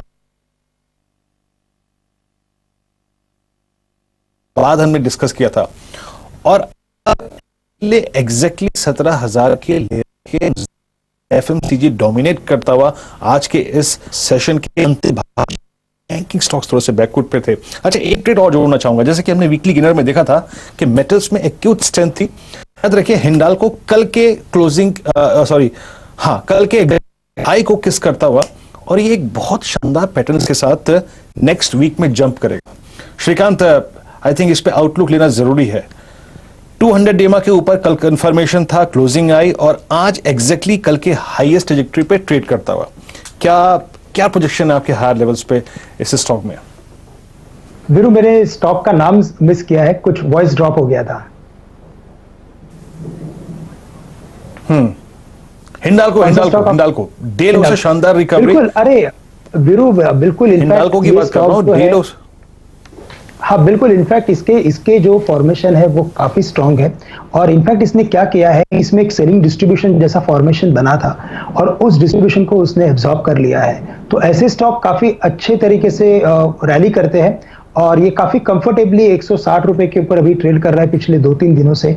तो मुझे लगता है कि कम से कम ये 170 रुपए के लेवल्स को छू सकता है, और अगर कुछ अच्छे अगर मार्केट्स को अगर हम देखेंगे, या तो जैसे हम मेटल्स में ज्यादा अच्छी तेजी एक्सपेक्ट कर रहे हैं, तो शायद ये स्टॉक एक बार 183 के लेवल्स को भी छू सकता है। लेकिन कम से कम 170 के टारगेट्स के लिए हम लॉन्ग लेके जा सकते हैं। हमें यहाँ पे स्टॉप लॉस रखना है यहाँ पे 161 का। ठीक बात है। तो देखिए बहुत सारे वीकली गेनर्स की बात हुई, और एस्कॉर्ट्स, इसको कैसे भूल सकते हैं। इस शेयर ने भी देखिए बहुत ही शानदार प्रदर्शन दिखाया है। M&M, एस्कॉर्ट्स ये इस हफ्ते के सितारे रहे हैं। इवन M&M फाइनेंशियल्स ने भी 11-12% के रिटर्न्स दिए। तो रूरल सेक्टर की थीम जो है वो कंटिन्यू हो रही है। और वैसे भी वीरू, आप याद करिए इस सीरीज का नाम हमने मॉनसून 2.0 दिया था, तो मॉनसून से जुड़े हुए स्टॉक्स को तो देखिए चलना ही है। आज भी जाते जाते एस्कॉर्ट्स दिन के हाईएस्ट लेवल पर कारोबार करता हुआ नजर आ रहा है। इन 3 शेयरों पर राजेश पालविया जी, आपकी राय, और ये कैसा बिहेव कर सकते हैं आगे आने वाले हफ्ते के लिए, और मार्केट पर अपने क्लोजिंग रिमार्क्स भी दीजिए। अब 4 मिनट बचे हैं भारतीय बाजार बंद होने के लिए। आपकी देर में बैंक निफ्टी ने थोड़ा मूड, एस्कॉर्ट में जिस तरीके का सेटअप है, ये स्टॉक में एक आउट परफॉर्मेंस पूरे ऑटोमोबाइल पैक में देखने वही बंद हो रहा है। तो लगता है अगर 22,400 के लेवल को अगले वीक में होल्ड करेगा तो यहां से भी एक अपमूव बनना चाहिए, जो कि 23,000 का एक नेक्स्ट टारगेट है। वहां तक के लिए बैंक निफ्टी में अपमूव बनेगा। करंट लेवल से जो बैंक निफ्टी के स्टॉप लॉस होंगे वो 22,100 के होंगे। चलिए अब चलते हैं हेमंत के पास सीधे एग्जैक्टली क्लोजिंग को समझने के लिए। लेकिन हेमंत, शुक्रवार है, इस बात का एहसास एक स्टॉक पूरी तरीके से दिला रहा है, और वो है यूनाइटेड स्पिरिट्स।